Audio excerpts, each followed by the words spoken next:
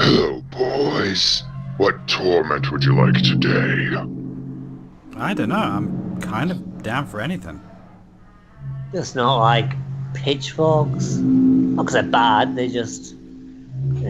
not good. How about rats eating your organs? I already ate the rats. You ate the rats? I ate the rats. He ate the rats. What the fuck is wrong with you? You weren't feeding us! It was horrifying. They didn't even get to finish my dress for the royal ball. What? Just mix it up a little, I guess. I'm not super picky. Variety is the spice of life. Afterlife.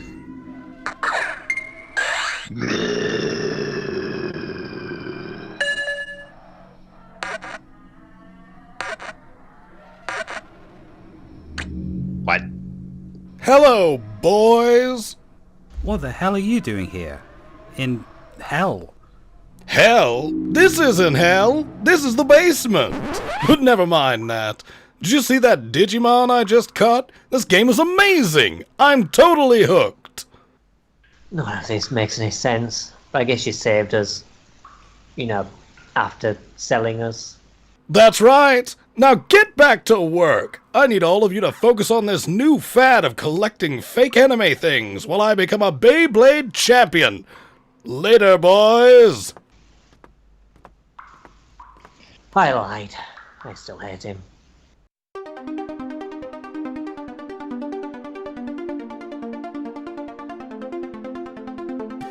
I want to be the very best, like no one ever was. To catch them is my real test. To train them is my cause. I will travel across the land, searching far and wide, each Pokemon to understand the power that's inside. It's you and me. I know it's my destiny. Pokemon. Hello everybody and welcome to episode 22 of the Retro Odyssey podcast.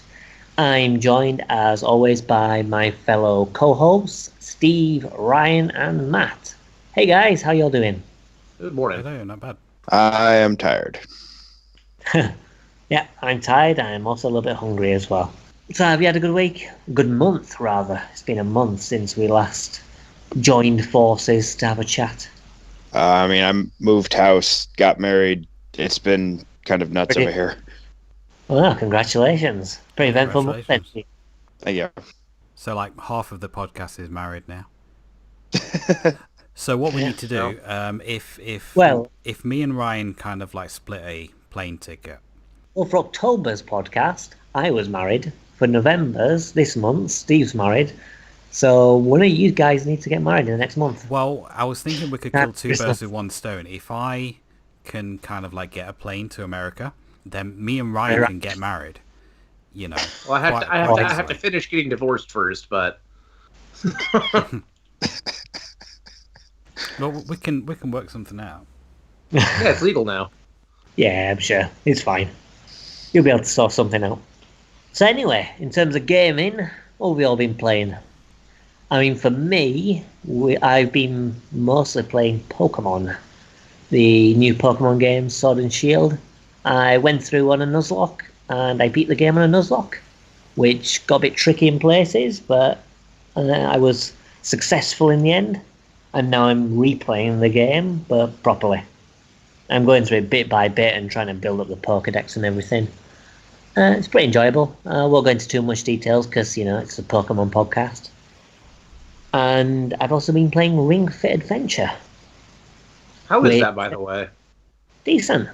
Surprisingly good. I mean, it's got like RPG mechanics and stuff like that, which sort of link together, but it's kind of addictive. I mean, I've kind of got some back problems at the moment, which is like muscular and things, so I can't do it too much. But doing it is also kind of good for my body because it also strengthens those muscles. So I'm only being able to do it in 15-minute sessions or so before having to take a break.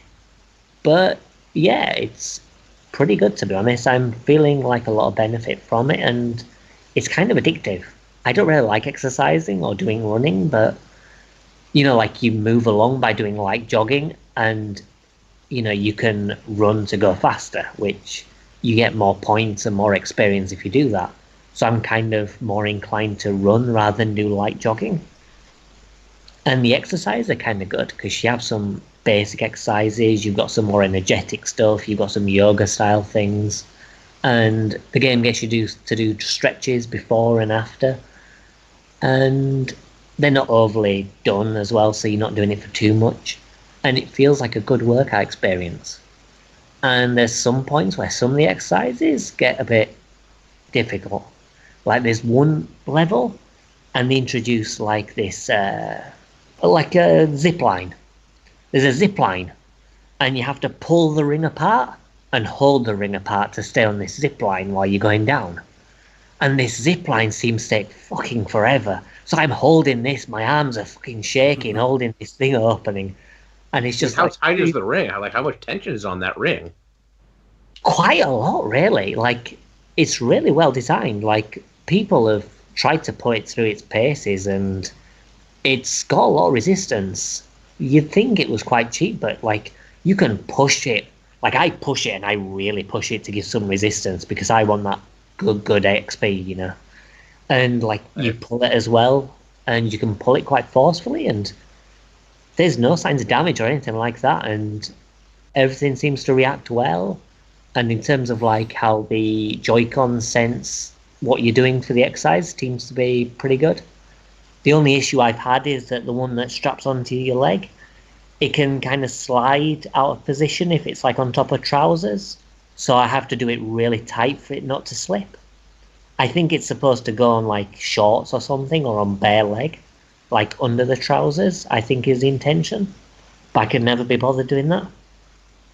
But it's quite good, because you get XP, you can make smoothies and stuff to give you like extra health points back, or to do more attack damage. And the game's getting progressively more difficult, and yeah, it's pretty well done. I'm quite surprised.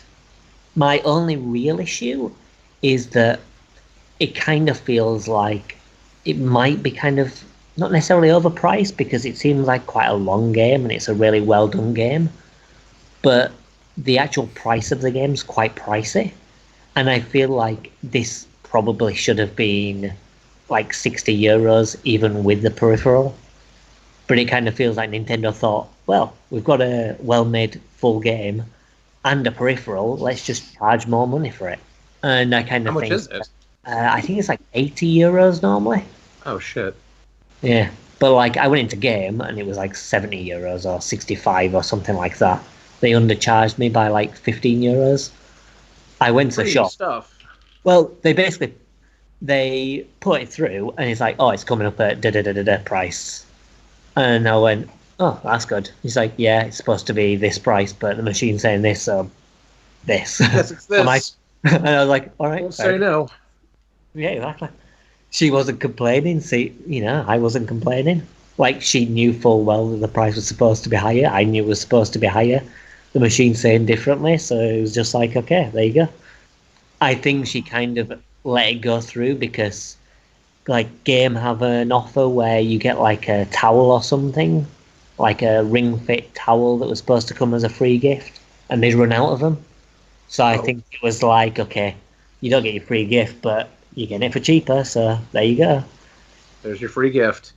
Yeah, your free gift is a discount. But yeah, it's pretty good. I mean, it's something as well that I can see being useful for the long term, even after like you complete the story. Like, the story seems to be pretty lengthy so far. It's, basically an RPG. But you can do like your own, you can do individual exercises, you can set up your own exercise routines. The game kind of learns as well, like, what you're exercising, and can make recommended routines. It can set up alarms and stuff. It keeps track of like how much calories you've burnt and, your general kind of fitness stuff. You can have difficulty levels to make it easier or more difficult. It's really well done.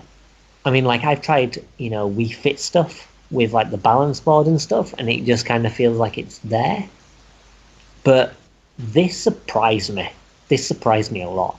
Because when I first saw that trailer and they introduced it, I expected it to be garbage. And then the more I heard about it, the more I thought, this actually might be useful. Because like I'm getting old now and I need to keep physically fit, but I'm also quite lazy. And even though there is a gym like down the road, I don't really have that much incentive to go to it. Whereas if you give me a video game and you get me to do an exercise routine for like experience and to actually progress in a game and do well, I'm more inclined to do it. Like it's getting me to do things like fucking squats. This game's had me doing so many squats and I'm not complaining. It's just like, okay, I'm knackered, but yeah, I'm going to do squats to open this treasure chest. Like why I'm squatting to open a treasure chest makes no sense, but still, I'm doing it. But yeah, it's really good. I mean, if you kind of feel like you need to do exercise and you need to get into a fitness regime, and you feel a lack of incentive to go to the gym or pick up sports and stuff like that, then I'd say it's definitely worth it. I mean, it's cheaper than a gym subscription or like, you know, joining a sports club or whatever, or sports equipment. So even though it's more expensive than a normal game, I think if you got it and you wanted to do like an exercise regime, it's probably going to be quite cost effective, and it's, you know, it's quite good, to be honest. It surprised me, and it's working up a sweat.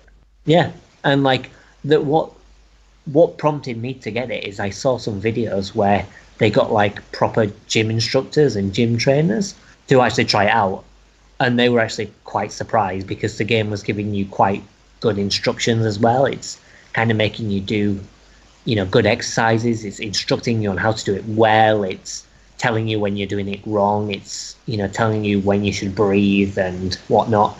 It's giving you a variety of exercises, so you're not just doing one thing. You're, you know, doing constant different things.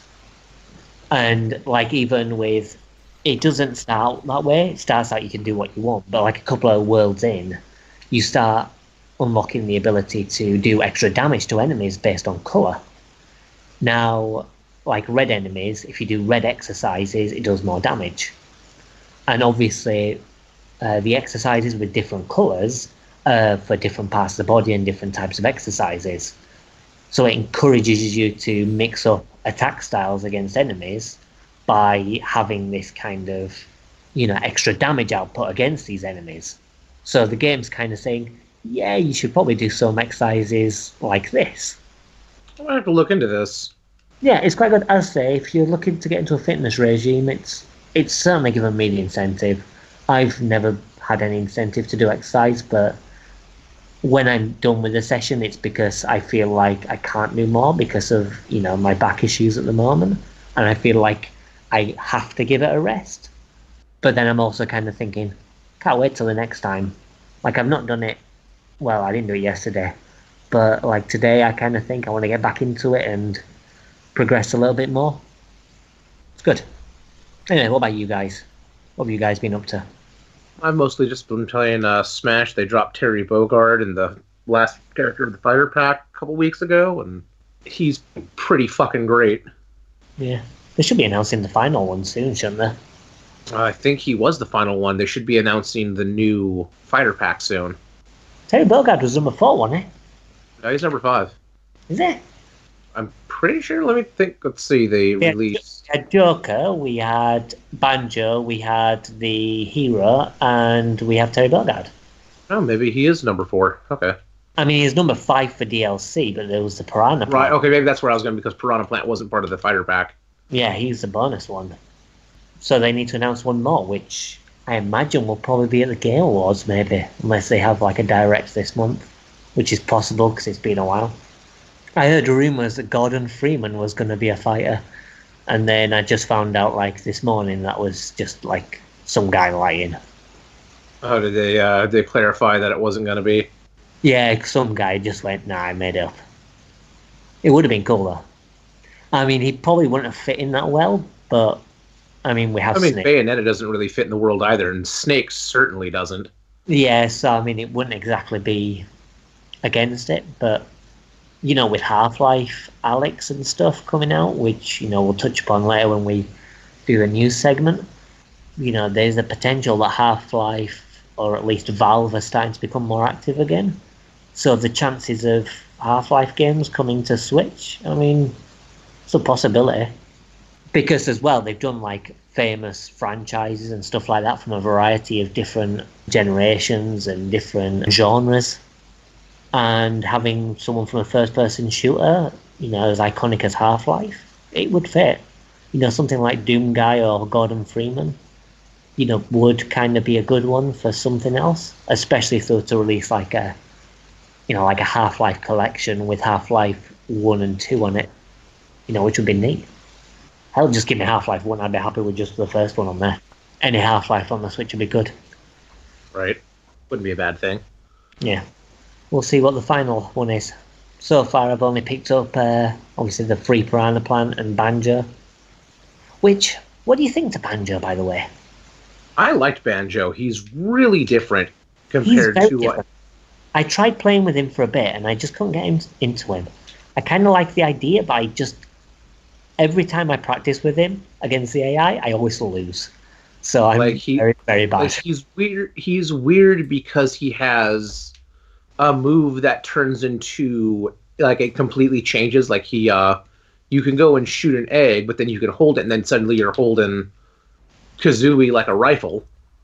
Yeah. And you're walking around just shooting eggs. He has 3 jumps, but he can completely act out of his pad, kind of like Mega Man, because the jump pad doesn't do anything.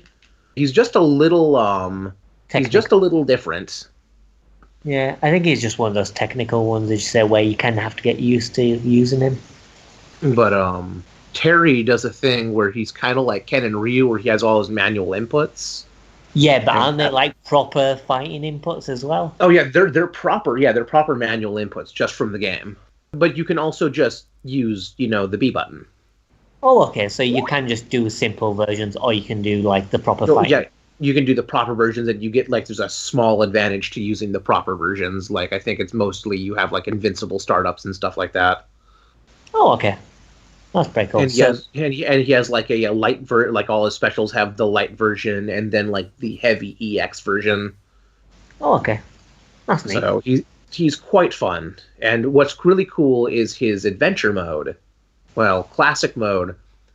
It has you going up against kind of all-stars mode where it's like, oh, we're going to drop in one person, you're going to fight them, then we're going to drop in another fighter, and we're going to drop in another fighter. And it's all stamina matches. All right, so they've basically just done like they did with the Ryu one. Yeah, and it's like, that's a lot of fun. Yeah. Also, he got his own King of Fighters stage, which is wholly unique in that it's just a flat plane. Like, it's literally just ground-level flat plane. But instead of being able to just walk, on normal stages that are just flat, you can walk off and go to the blast zone. You can just walk over to your death. That's cool. There is a glass barrier that you will break once you reach a certain launch speed.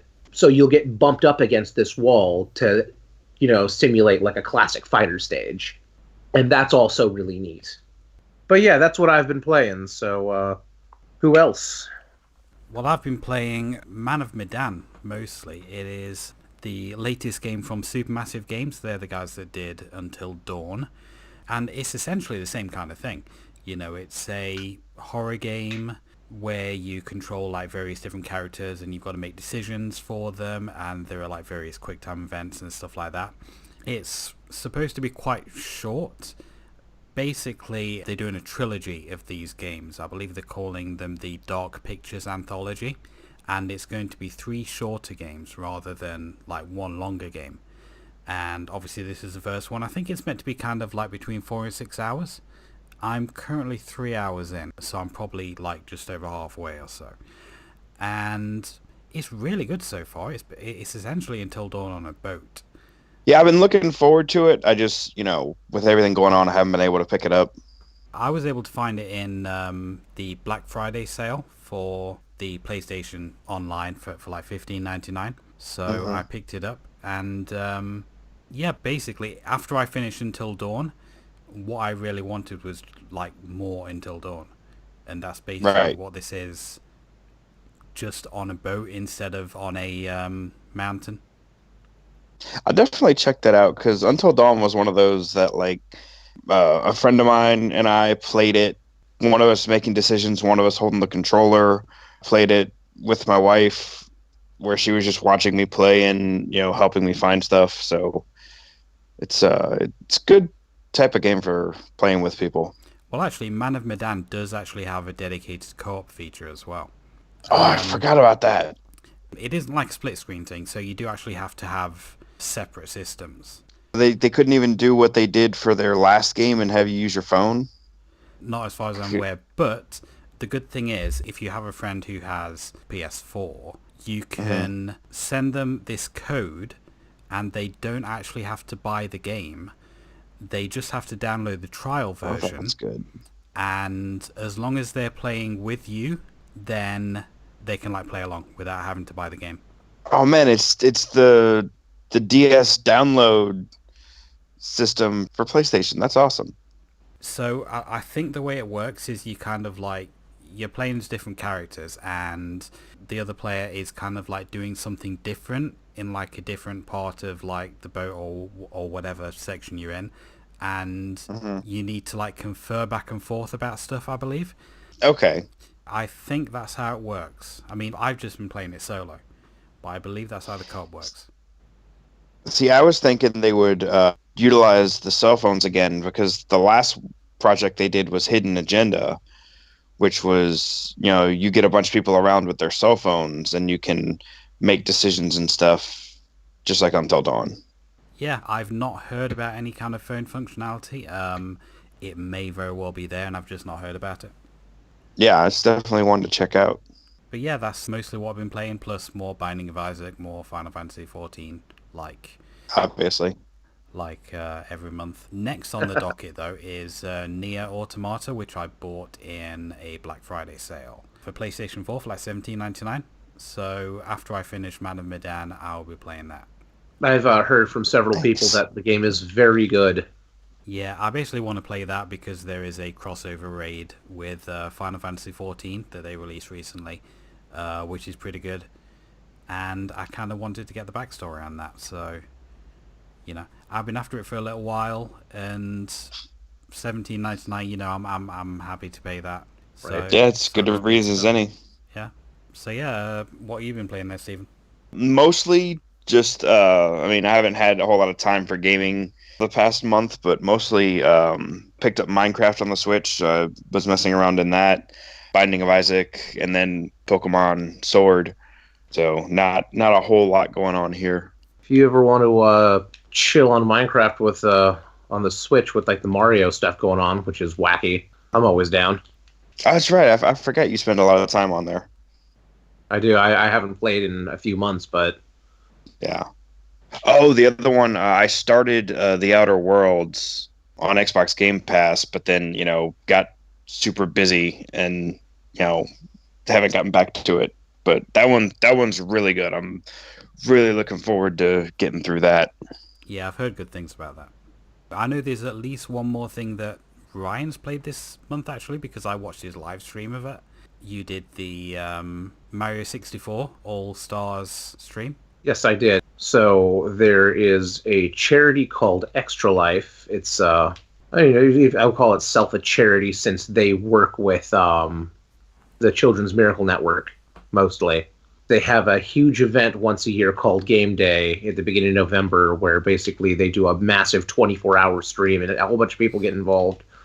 And me and my team did, but this year they got DDoSed. By someone or some people, which is like, who the fuck tries to shut down a children's charity? Like, what the fuck is wrong with you? This is like pediatric cancer and stuff, right?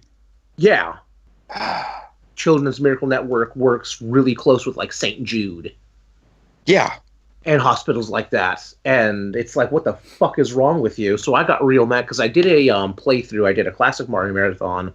And my rule was no skips, no warps, no glitches. And if I was allowed to backdoor a room, that was fine. But if there was an actual, like, it counts as a warp, like Star Road in Super Mario World, it wasn't allowed. Whistles weren't allowed. Stair glitches weren't allowed. Stuff like that. So, I mean, does that include, like, exit course and you go back to the main entranceway? Yeah, that's fine, but basically Okay. the point is I had to beat the game legitimately, and Right. I played through Mario 1, 2, 3, World. Sunshine took me a really long time because I hadn't played it in so long, and I only had Right. about an hour left, so I just did like a 16, 17 star run.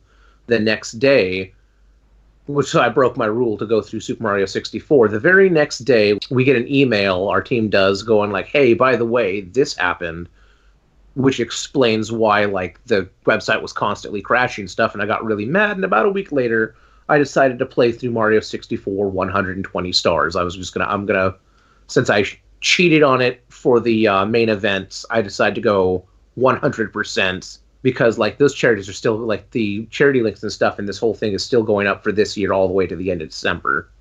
Mm-hmm. And, yeah, I played all the way through Mario 64, and I did it in about 6 hours and 40 minutes, which is no record time, but I No, felt but it was that's pretty still, solid. like, I that's felt that was pretty still impressive. pretty adequate. I only managed to watch for about an hour or so, but it was it was a fun time. I believe you were on there with your brother, weren't you? Yeah, my brother showed up for, I don't know if he was there for all of it, but he was there for a piece of it. Yeah, so, which is actually funny because right before that, literally a couple days before that, I did a race, 120 stars, Mario 64 with a friend. They were going through Ocarina of Time, and I was not practiced up in Ocarina of Time. I'm like, you know what? I bet I can beat Mario 64 about as fast as you can get through Ocarina of Time. And I was right. So now I've been going through, and I'm like, how fast can I beat Mario 64? I'm not going to do, like, actual world speed records, but so far I've done a 16-star run in, like, 35 minutes. Right. And I know I can probably get through the game in 5 hours. I found a scratch that needs to be itched, apparently. I'll definitely check out some more of your streams if you're going to be speedrunning and stuff like that. I need to get a analog capture setup, because when I played on the Wii U Virtual Console, and while that's adequate, it's not as good. There is input latency and Right. touchiness on the stick. So once I get an analog capture setup, I'll probably just be doing that.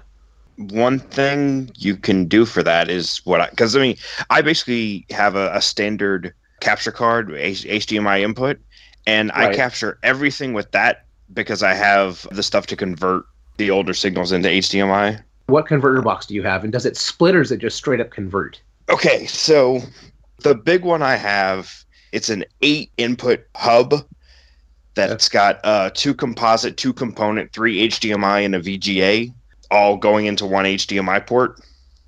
Okay. That's a JTech something or other. I can send you the link for that one. I picked up another one that's just a straight composite HDMI. I'd have to pull it up and see. But I've gotten it all to work. So, I can point you in the right direction to get that set up efficiently. And how's the video quality on that? I'd have to go back and look. I don't remember it being too bad. I know the JTech doesn't seem to mess up the quality at all. Like, we were recording NES games with that back when my friend and I were doing Let's Play videos, and it still looked fine. Nice. Yeah, I'll have to look into that. Yeah, I do need a solution. Yeah. So, all right. Nice. Okay, so if that's everything that we've been playing, I think it's time to move on to the news section. Pikachu!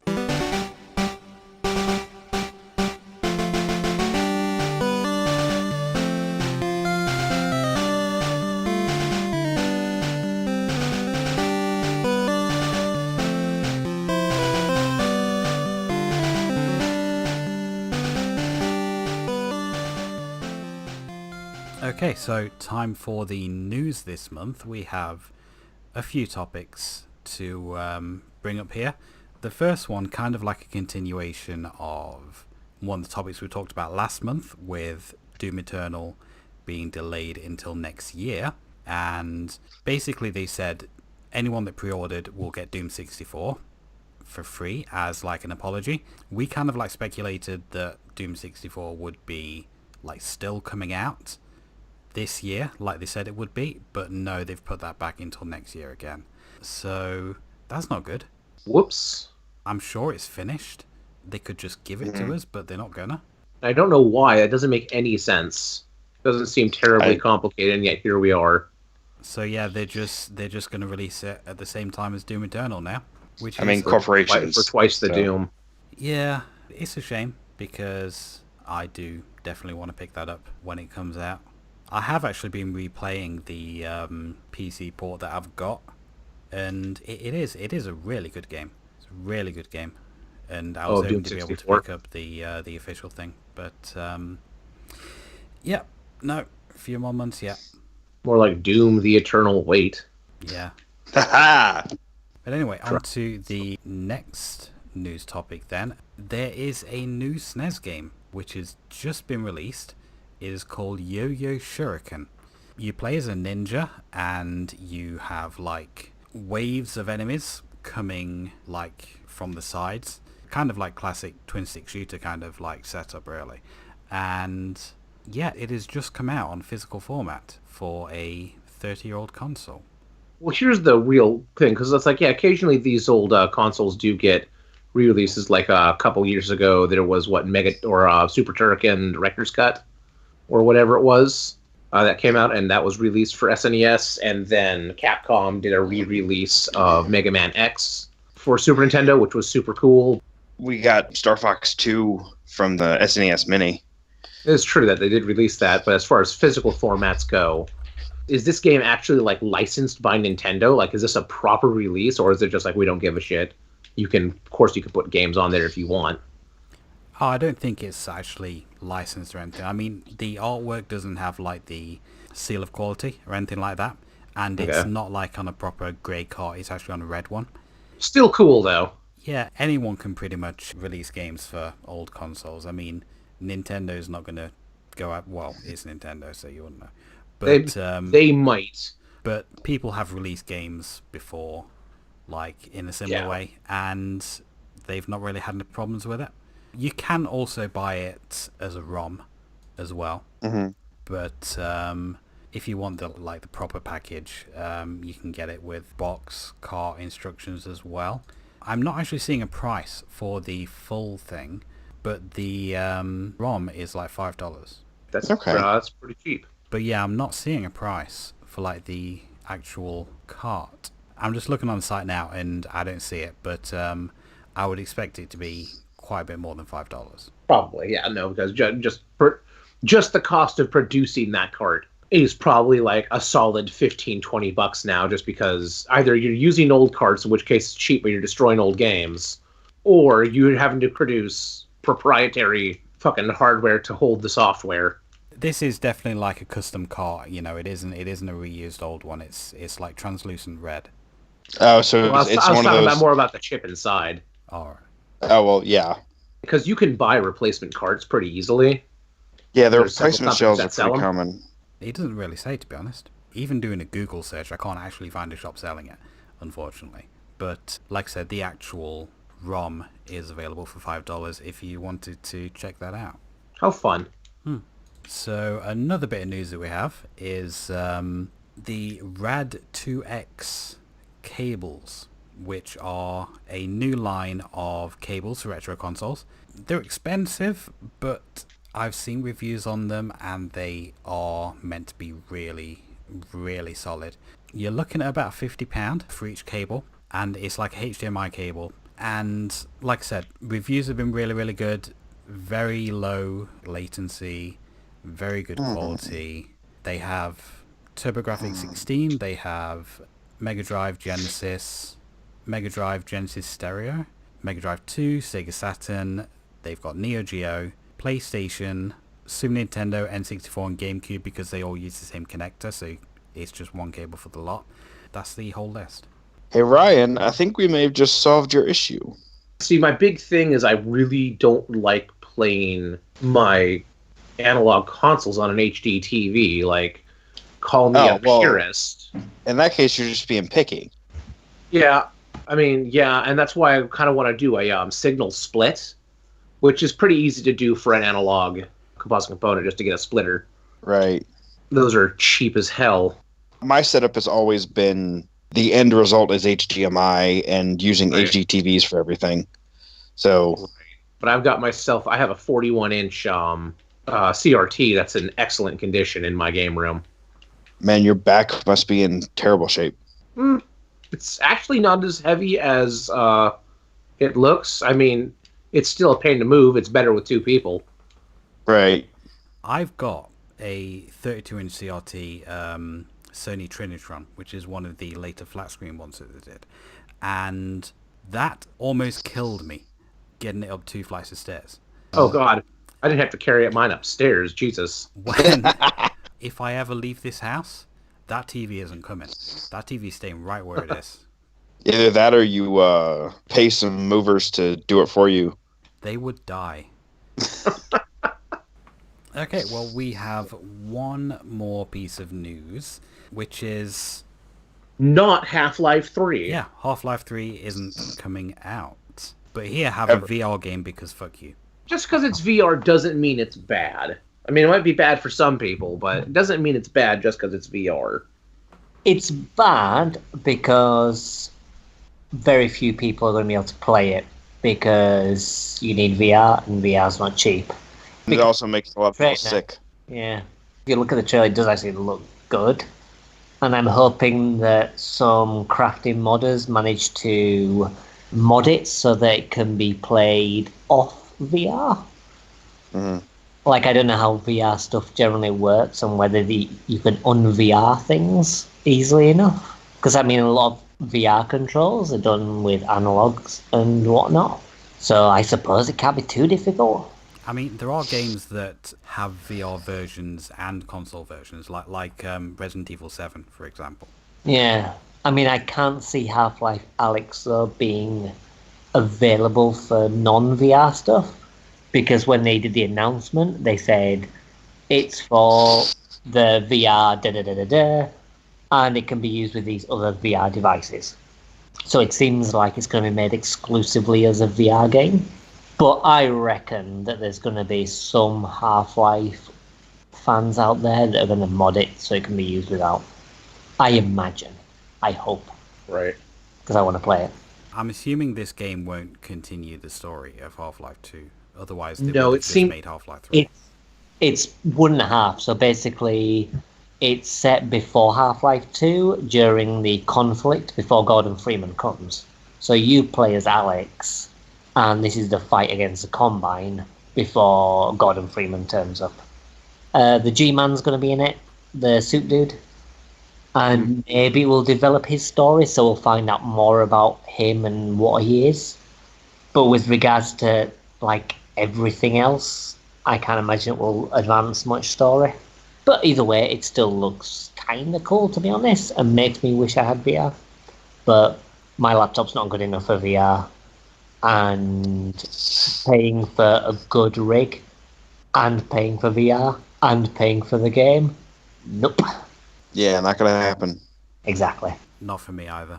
But as I say, I reckon there's going to be some crafty modder out there. The only way I'm going to be able to play this game is if they do a surprise announcement that it's going to be available for Labo VR. They might. They're not. Let's face it. Labo VR is for bollocks, and that's it. Because you can't even strap a Labo VR to your head. So how would you even control it? Not well. Exactly. So there we go. But still, we have a game that came out in 2004 and is getting a prequel. Yay. So that's It's about time. It is about time. I mean, to be fair, the biggest news about this, for me, isn't necessarily it's another Half-Life game, because it is in VR and I'm not going to be able to play it. But the fact that Valve are doing something other than just letting Steam give them money. Because, quite frankly, they've not actually done anything apart Anything. from They've added hats to... hats to Team Fortress and basic maintenance for Steam. Like, not even necessarily adding stuff, but just maintaining stuff and, I suppose, organising the sales. and getting money, and that's all they've really done. What was their last game? Portal 2 or Left 4 Dead 2? One of those two. No, they actually did something else. Was it Dota or something that they did? Oh, yeah. Oh, I don't know. They did a Dota game, which I think was the last thing, but that's a multiplayer thing, so it doesn't Yeah, count. Yeah. But I think that was Dota 2, wasn't it? Yeah. I think that was another 2 that they made. They like the number 2. Yeah, and then before that we had Portal 2, and I think, and then we had Left 4 Dead 2 before that. So yeah, their game making days are in the past. Portal 2 was very good, though. Portal 2 is excellent, and I actually like it more than Portal 1, but Portal 1 is also excellent, so... Left 4 Dead 2 was also very good. Yeah. I mean, like, the Left 4 Dead games I enjoy, and they're fun to play multiplayer, but I can take or leave them. But I think they are good for what they are, and they are enjoyable multiplayer experiences, and I can see why people like them. But as someone who doesn't really play multiplayer stuff that often, I kind of have little patience with it anymore. But they do make good games, so even if this is just a sign that they're going to start making games again, because they need something to give themselves the edge over like the Epic Store and stuff, then hey, fuck it, that's good news. As long as it's not all VR, which would suck. But yeah, Good I stuff. think that's all of the news stories that we have for this month, unless anyone has any others. Nintendo is still not releasing any NES or SNES games on the Switch, so we're currently at 3 months with no update to the online service. So they're making that money certainly worthwhile. Maybe they'll drop a huge update or something for Christmas. You know they won't. Maybe they're They won't, but maybe they're working on a maybe they're working on an N64 online. Maybe. And then they'll drop like 5 games and then not update for a year. Right. But we'll see. They'll probably do some at Game Awards, which I think is in a couple of weeks, a week and a half. I want to say. Who cares? I don't know. Like the Game Awards are shitty and stupid, but they do have game announcements. So I mean, there's a reason Jim Sterling calls them the game advertisements. yeah. Yeah, it's just Jeff Keighley shilling for several hours. I say the good thing is that we do at least get some kind of announcements and new stuff so often. So I do like those dates, not necessarily for actually watching or paying attention, but just looking for news sites for news announcements. Hopefully they're a direct or something more interesting, so that we've actually got something a bit more substantial to talk about for the end of the year. But yeah, anyway then, with the news out of the way, it is time to move on to our main topic for the episode. So we will take a short musical break, and we will be back with that soon. We'll catch you all later, you might say. For It's the voting. same joke you made at the end of the last episode. Yep. I can't think of any other Pokemon joke. Pika pika.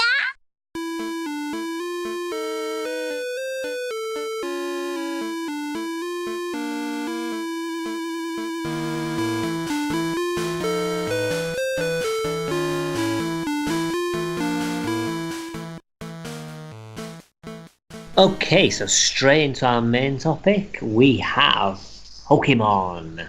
It's a very Pokemans. Pokemans, yeah. Or Pokemon, I suppose, because we're going to be talking about more than one Pokemon game and more than one Pokemon.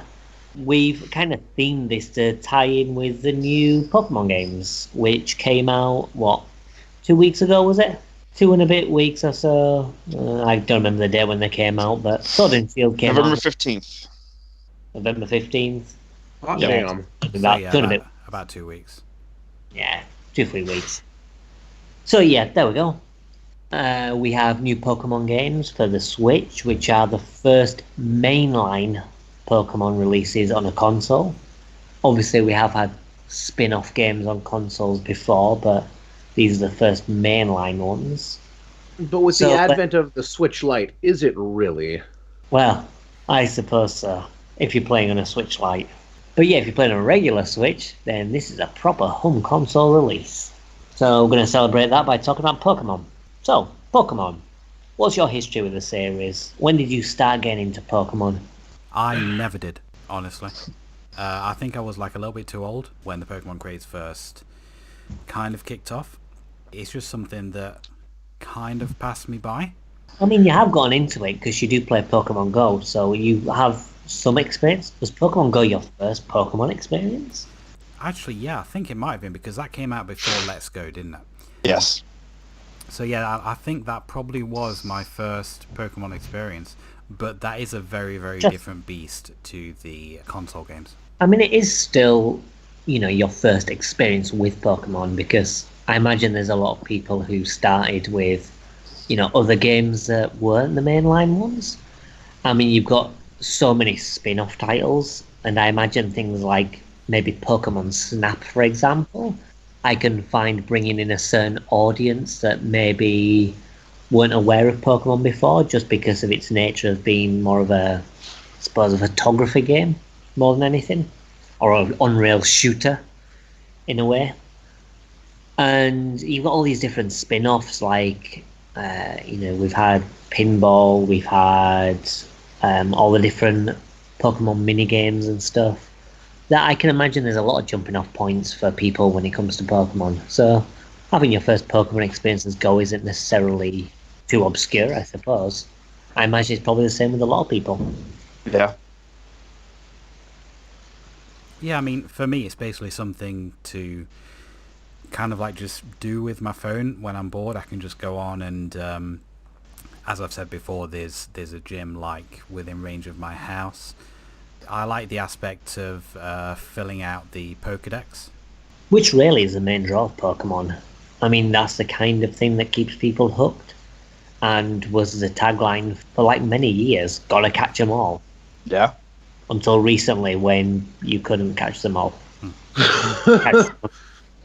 Gotta catch a few of them, I suppose is the new tagline.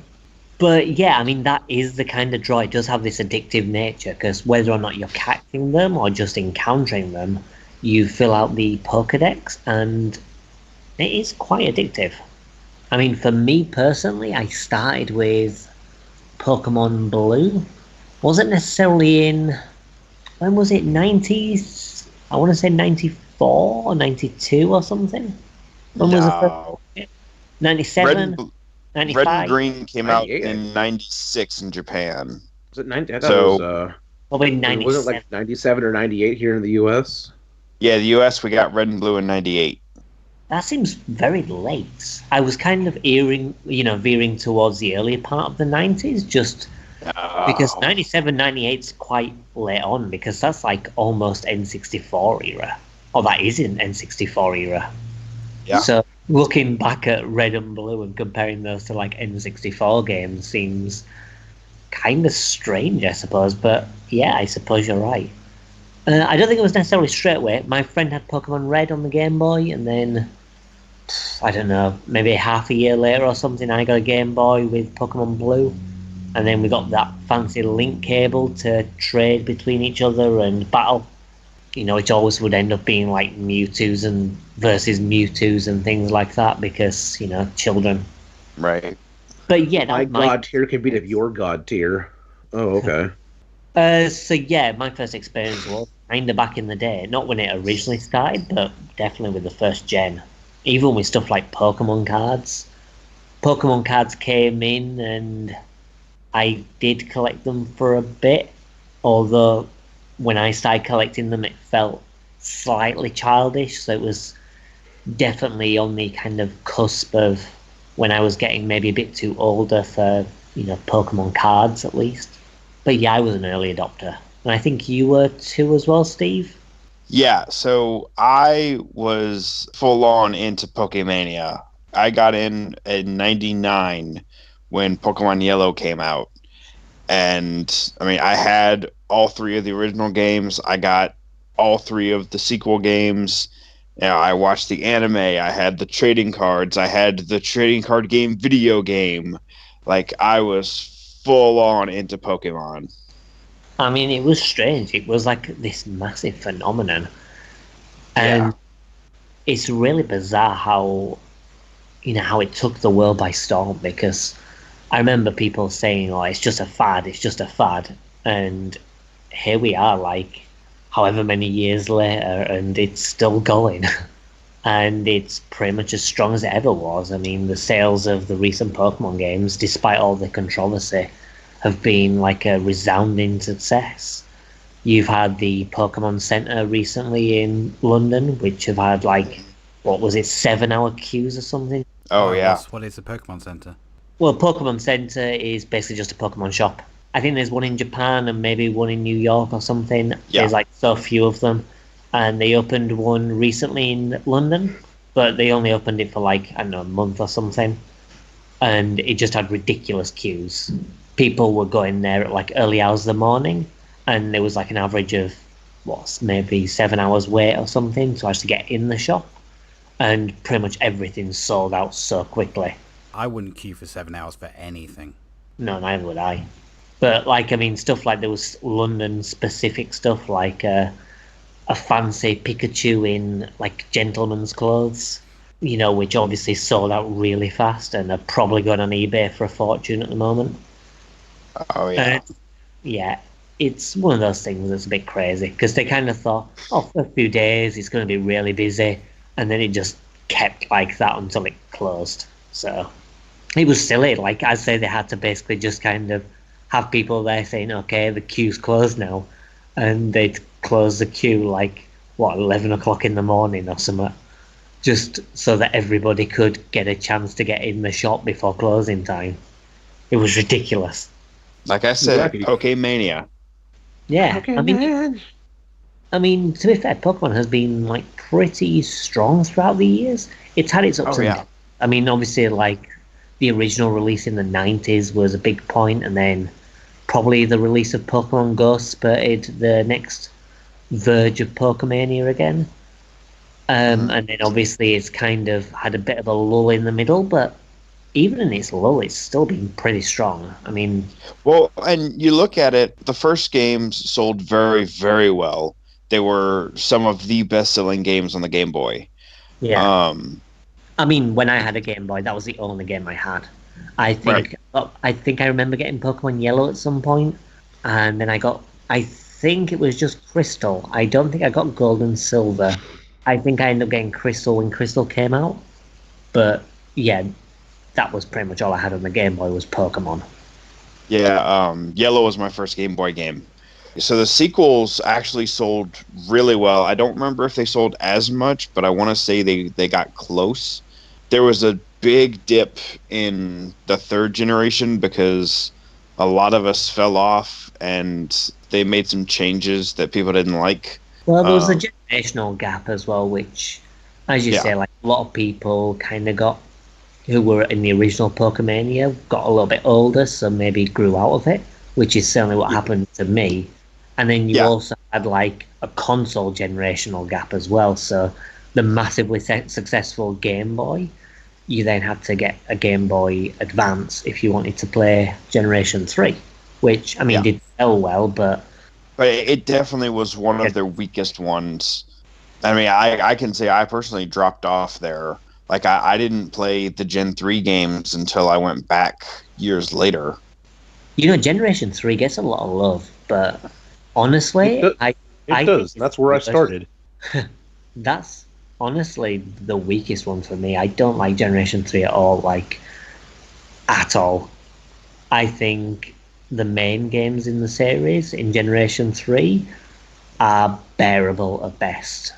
And the spin-off games like Fire Red, Leaf Green, I think are the worst Kanto remakes.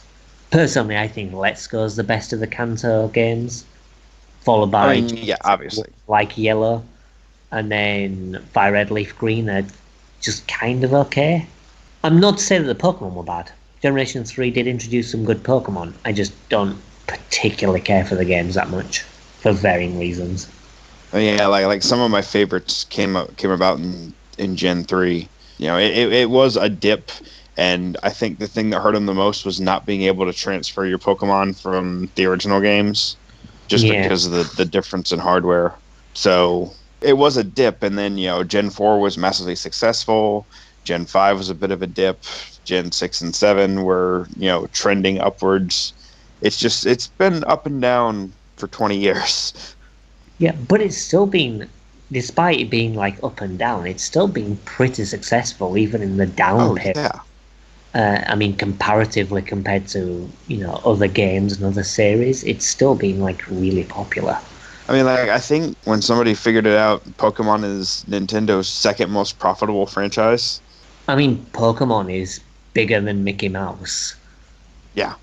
I mean, if you actually look at franchises, the Pokemon franchise is bigger than, Mickey Mouse, which is ridiculous considering Disney is like the empire at the moment. I mean, Disney Well- doesn't really do anything with Mickey Mouse, though. It doesn't, but like Mickey Mouse is such a huge franchise. But the thing is, like, Star Wars is a huge franchise as well, especially now with the resurgence. And Pokemon's bigger than Star Wars. Pokemon's bigger than Mario. Pokemon is like the biggest thing in the world. And it's ridiculous.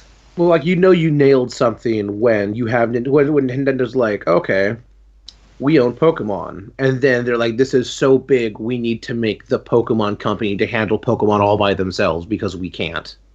Yeah. Yeah. Well, yeah, I mean, because Pokemon isn't just the games, it's like everything. You've got, obviously, the mobile games as well, you've got all the merchandise, there's the anime, which, I mean, the anime is massively successful, too. Mhm. And, like, loads of people watch the anime, and There's still people that play the trading card game competitively.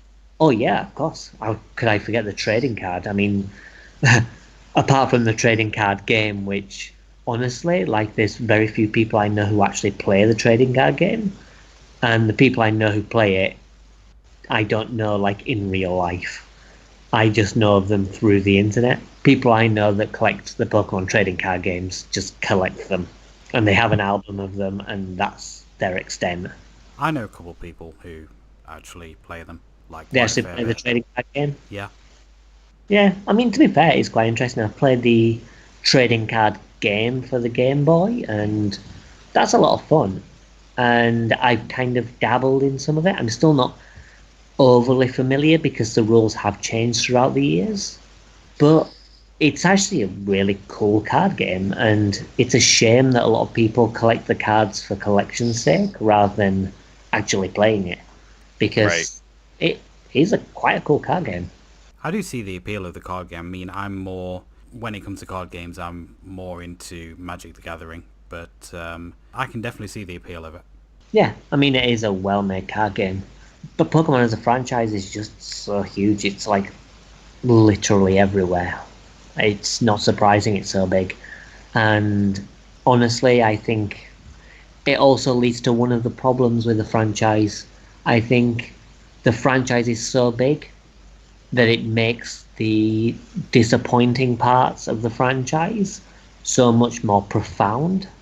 I mean, I didn't talk about it during the introduction segment because I wanted to save it until this segment, but we're at Generation 8 now, and the games still contain like a lot of problems Right. that have been continued throughout the years.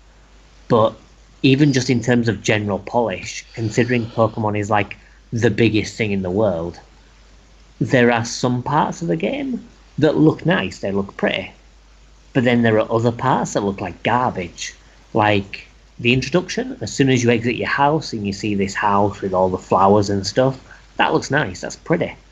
And then you step into the wild area, and it just looks murky, and it's sort of like GameCube era graphics. It's really dodgy. And Right. you activate online, it just goes at like 10 frames per second. It just stutters all over the place.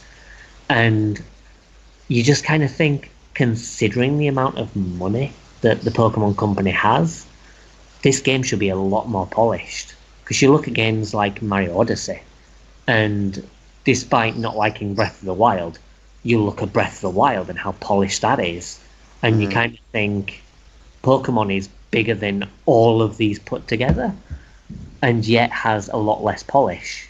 It's actually more similar to the 3DS games than it is for a Switch game. I think maybe the problem is the Pokemon Company themselves. I think maybe they're not allocating enough resources to Game Freak. You know, if they stopped the practice of creating two almost virtually identical games, just purely for what seems to me as a money grabbing tactic, then they'd have a lot more resources to spread around.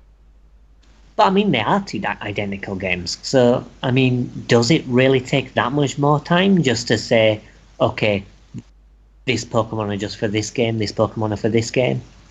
I mean, they're not really including anything renowned or amazingly different. Occasionally a minor story change. Yeah, Right. occasionally there might be a minor story change, but usually the story changes are in the third editions when they make like a revamped super edition. Yeah, until they stopped making those. Until they stop making. Well, I mean, Ultra Sun and Ultra Moon is basically like a third edition, apart from they split those into two. Right, but that's the thing is like, we got black and white, and instead of getting gray like we should have, we got black 2 and white 2. But Black and White 2 was a sequel, so I don't consider it a revamped version. But then, like Ultra Sun, Ultra Moon isn't a sequel. Same thing. That is actually just the same thing, but. And I still haven't forgiven them just- for not giving us Pokemon Z. Yeah. Yeah, right? It's such a fucking no-brainer. They had it set up perfectly. They had the X Pokemon, the Y Pokemon, and the Z Pokemon. Yeah, They Yeah, didn't give it to us. Yeah, the Pokemon. Yeah, Zygarde was a Pokemon to catch. And also, they had certain story elements that were unfinished. Yeah. With what's his face, that giant guy. They were just, these unfinished story elements. And it's like, you've got a Pokemon beginning with Z. You've got unfinished story elements. Just Pokemon Z, please. People still just haven't thought forgiven it was that. in the bag, and it never happened. It was weird. Instead, we got Aurus, which is fine. To be fair, I think Omega Ruby and Alpha Sapphire are definitely better versions of Gen 3. I don't particularly care for Gen 3, as I mentioned before, and I think they did legitimately improve some things. I still don't love them, because I don't think the story and certain elements of the game are particularly great. But, Aurus is fine. But yeah, anyway, like with the version differences, I don't think there's anything amazingly different to say, okay, half the team are working on this game and half the team working on this game, because they are basically the same game. Even with Sword and Shield, they have exclusive gyms, but the gym challenges are just the same, but they're slightly reskinned. They've not even changed, other elements. For example, like the town for the first exclusive gym matches the gym type in Sword perfectly fine. And then for Shield, it's sort of okay, but sort of not. But then the second exclusive gym makes zero sense, because you've got these two typings, which I won't spoil because I know like Steven hasn't got there yet. But there are basically like these two types. Now one of them fits perfectly towards the region and the town. Like, it makes perfect sense. It fits exactly. But then the other gym type, it's just like, what? Why is this gym type? It just feels random. And I kind of feel like even if they just reskinned the town and just changed various different parts of the dialogue for some of the NPCs, it could have worked. But instead it just feels completely out of place. So the work they've done in making these version exclusives different is so minimal that I don't think that really affects it that much. I don't know. The version argument is an interesting one for me because, I mean, having been there at the beginning, the original intent was to get you to socialize and, find a friend that has the other copy. My parents actually did it with me. Like, I got yellow, they got red and blue, and we played together. You link table, you shared with each other, basically. So I can see the appeal still being there in terms of, oh, hey, I got this one, my best friend got the other one, we're going to, do this together. But it's, things are just so much different now. It would almost be easier to just have one unified version. I think because of the different typings, I like the idea of version exclusive gyms. And I think that having the 8 gyms completely different So, like, the typings are completely different. Would be nice. I mean, in Pokemon Sword and Shield, the first 3 gyms are fire, water, grass. So, I mean, you could keep those 3 the same for both of them because, those reflect the typings of the initial starters. But then the other 5, you make completely different. And you don't just make the leaders different and the typings, but make the gym and the gym challenges different so people have a reason to buy them apart from the exclusive Pokemon. Right. Because now it kind of feels pointless. I mean, once you got Sword and Shield are different, but with Ultra Sun, Ultra Moon, you had 800 Pokemon. And there are so many Pokemon that trading is still beneficial, even if they only had one version of the game. Because there's so many damn Pokemon that sharing with other is actually a good thing to do. You've got trade evolutions, you've got so many Pokemon to find, that collaborating with other people is still a decent thing to do. And I think that now if you have version differences, again, you can't make them too different because you don't want to make people think, oh, I have to buy 2. So having things like version exclusive gym typings or something that doesn't change the story per se, I think would be acceptable. But a lot of fans will buy 2 anyway. Yeah. And they sell them as a double pack now. That's why I think it's cynical. Yeah, I think now it's cynical because there's less reason to do it, but they know people will buy both, that they'll do it anyway. Like, you mentioned the double pack. The price of the double pack is exactly the same as buying the 2 individual. So you don't even get a discount. If they did it for, say, $100 or something, and gave you, a little discount for getting both, that'd be okay, at least. But no, it's we know you're going to buy both anyway. Yeah. I honestly think that's probably one of the issues with Pokemon as a series in general, is it has got kind of cynical and has kind of got set in its ways with a lot of things. And I think, more than anything, I think the series needs maybe a reboot to make things fresh. I mean, before we go on to the issues, I think now might be a good a time as any to actually start talking about one of the games that we covered. So we can actually talk about the early days of Pokemon and just how it was initially, and then start comparing to how it went on from there and what's changed and what hasn't. I mean, obviously with the initial games, I think we have touched upon those before, at least just passing by in conversation. But the game that we chose this time was Crystal, which is the 3rd version of Generation 2 after Gold and Silver. And personally, it's my favourite of the series. How did you guys get on with it? I know that, Ryan, you jumped in at Generation 3, so this one will have, passed by you. And obviously, Matt, you started really recently, so definitely this will be new for you. So, Stephen, what were your impressions back in the day with Gen 2, basically? I absolutely loved Gen 2 when it first came out. I loved having both regions available in the same game. I liked a lot of the new Pokemon. I really, really enjoyed Gen 2. It was the perfect logical progression from the first generation.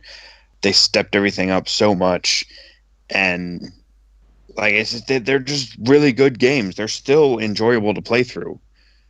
I mean, even you go back to Heart Gold and Soul Silver, they're still really good games.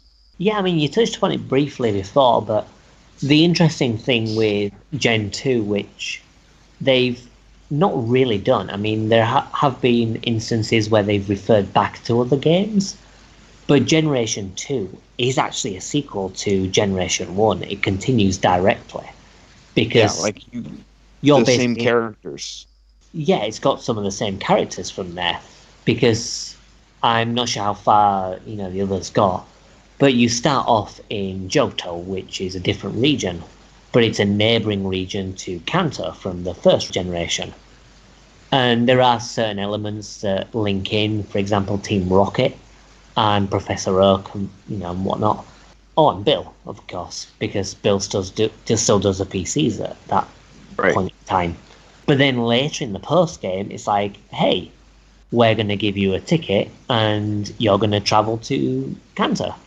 So you end up going to the region from the first game and you do the gym challenge from the first game. You face all the 8 gym leaders.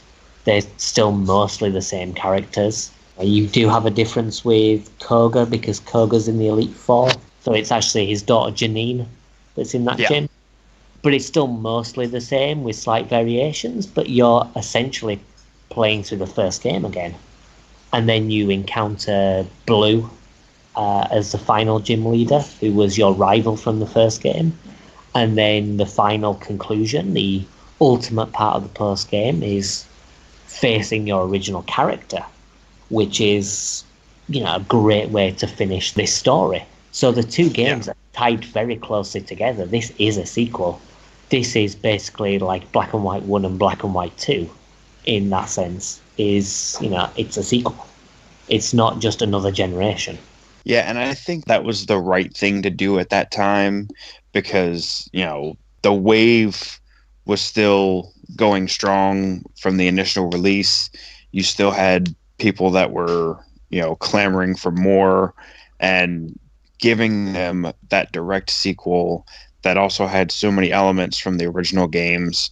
It helped maintain the cultural phenomenon even longer, and honestly is probably a big part of why it stuck around for so long, because they did the exact right thing at the exact right time. Yeah, and it was such a surprise. I mean, I would compare it to Symphony of Night, because Symphony of Night, you effectively beat the game, but then, here's a surprise. You've now got the second castle, you've got the inverted castle, and you're going through the castle again. I mean, it is a lot shorter because you have most of your abilities at that point, but you've still got this second part of the story.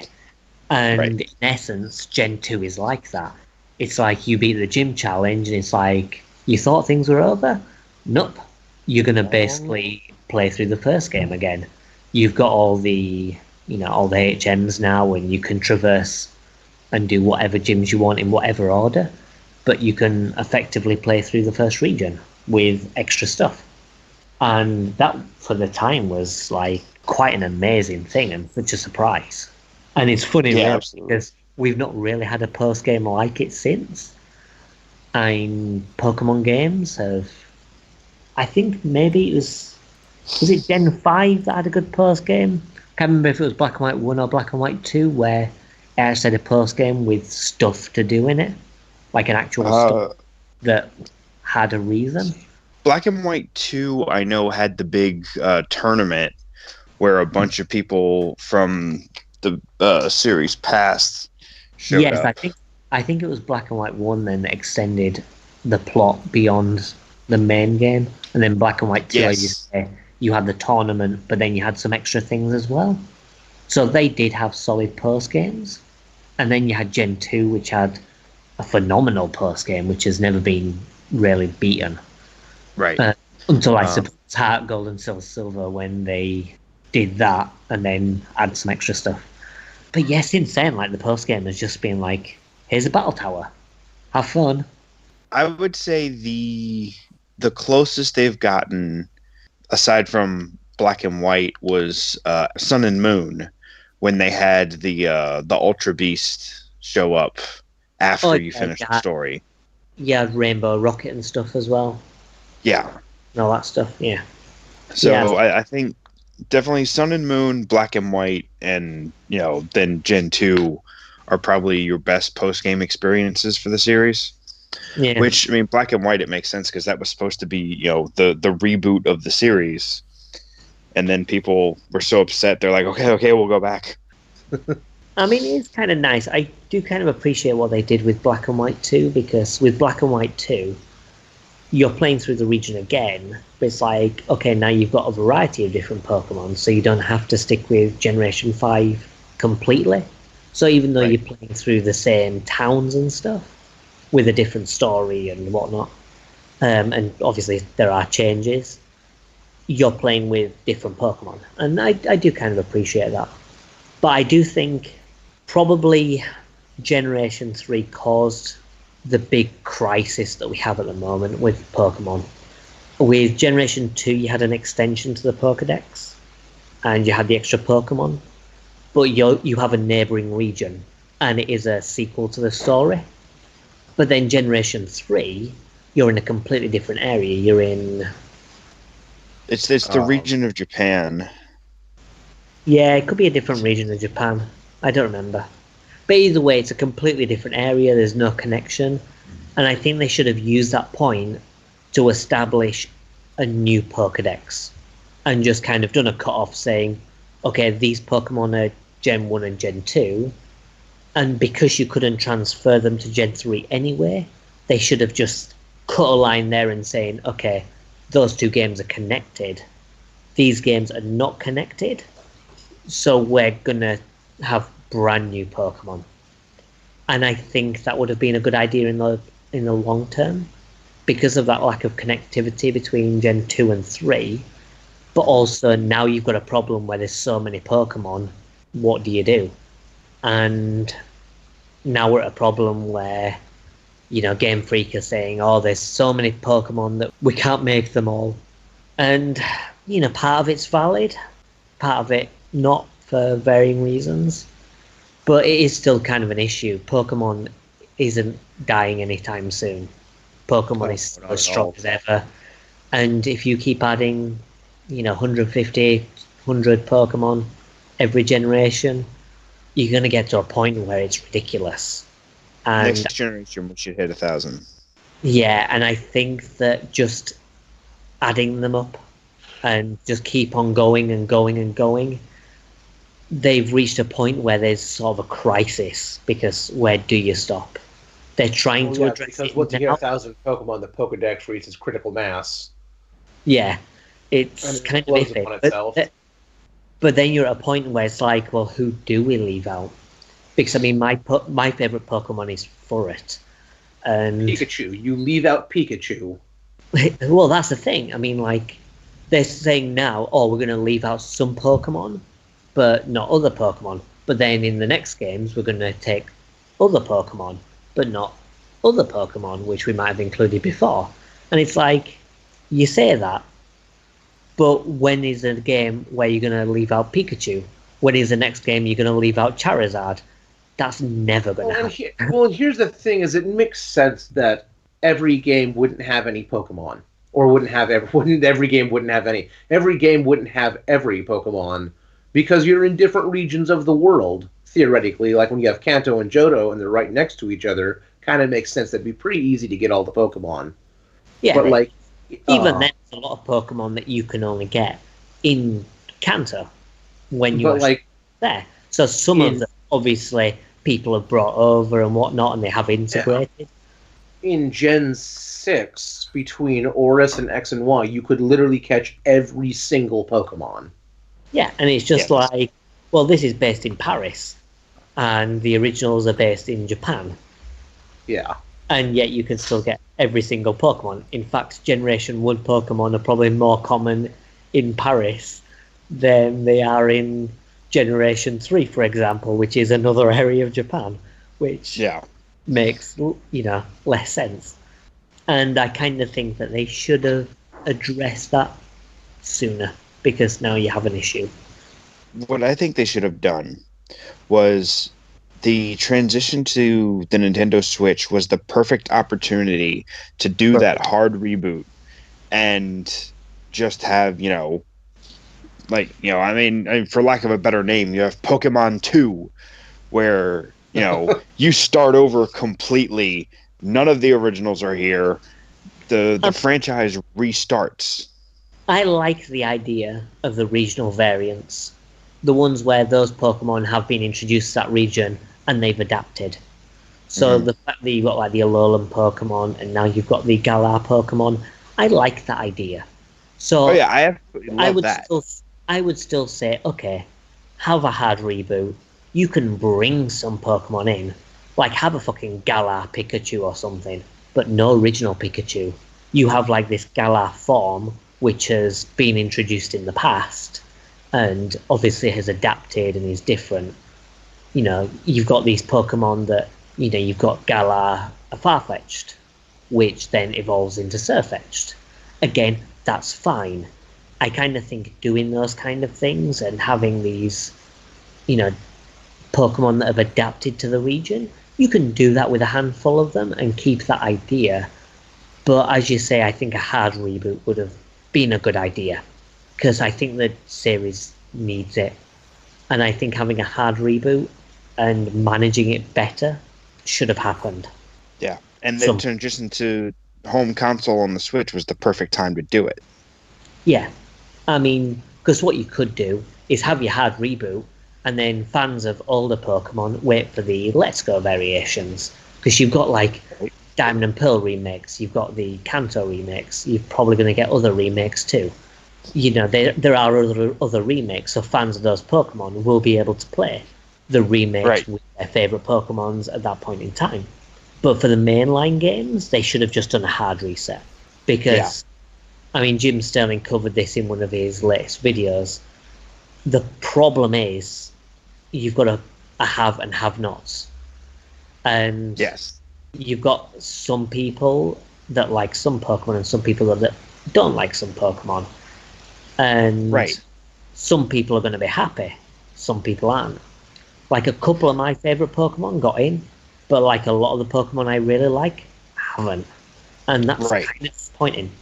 Because whereas me, you know, I love Farfetch'd. Like, I loved Farfetch'd from the beginning. So for me, you know, Pokemon Sword is just fucking amazing because, you know, my boy Farfetch'd is actually viable now, and I can have him in my party, you know, and it doesn't make things more difficult. Yeah. And, you know, it is cool that they're taking some obscure Pokemon as well, like Zigzagoon, and they've got regional variants. And hey, here's a third evolution for it as well. And that kind of stuff's great, because, you know, for all the 5 people in the world that like Zigzagoon, you know, you've now got something which is not only cooler, but you've actually got a viable use for him, because he's got a third evolution and he's actually quite strong now and has a better typing than, you know, normal. Well, a real good example of that was Sun and Moon when we got the Alolan forms. In Gen 1, I never used Vulpix because, you know, why would I use Vulpix when I can get the Charmander line? Yeah. But Alolan, Vulpix, and Ninetales, that becomes the greatest dragon killer I've ever seen. Exactly. And I think those kind of ideas, the regional variants, are good ideas to help give strength to, you know, these kind of more obscure Pokemon. Like, one of my Pokemon that I really like is Corsola. Mm-hmm. And not only does it get an evolution to Cursula, but it's also Ghost, which is my favourite typing. So because it's like, we killed it. And it's just like, yeah, that's great. I like the idea that, you know, Corsola's in this game, and not only is it better, it gets an evolution, and it's changed typing to a typing I really like. Brilliant. Yeah. But where's my boy for it? And that disappoints me. Like, even though Corsola's in the game and Aegislash is in the game, where's my for it? Oh, is Aegislash in? Well, yeah, I mean, Aegislash is a sword and a shield. Of course, it's that's true. A shield. If they left, I didn't think about that. But then again, there's other Pokemon, like fucking Swanna's not in. Like, swans are so big in England that they're protected by the Queen. Why is Swanna not in the game? It makes zero sense. That's a really good point. Yeah, it's just weird. There's some things that are omitted from the game, and you just kind of like, I don't understand why, because they would have fit perfectly. I think some of that might come from a game, you know, based on England being made by Japanese developers. Yeah.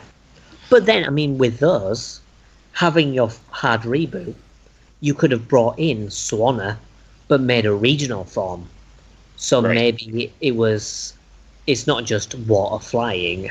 Maybe it's, because it's protected and stuff, it could be maybe fairy or something, because it's seen as more of a mythical kind of Pokemon because it's so special. You could bring in Aegislash, but instead of being a ghost, it's, I don't know, Steel and fucking Dragon or something because dragons are English. Right. I don't know. But you could have brought in Pokemon from older generations that fit the region perfectly and just kind of given them regional variants and given them more of a reason to be there. But we gotta have Charizard. But we have to have Charizard. And I'm into burst your bubble, guys, but I think we've wandered off topic and got back to talking about how the Pokemon company has sort of dropped the ball.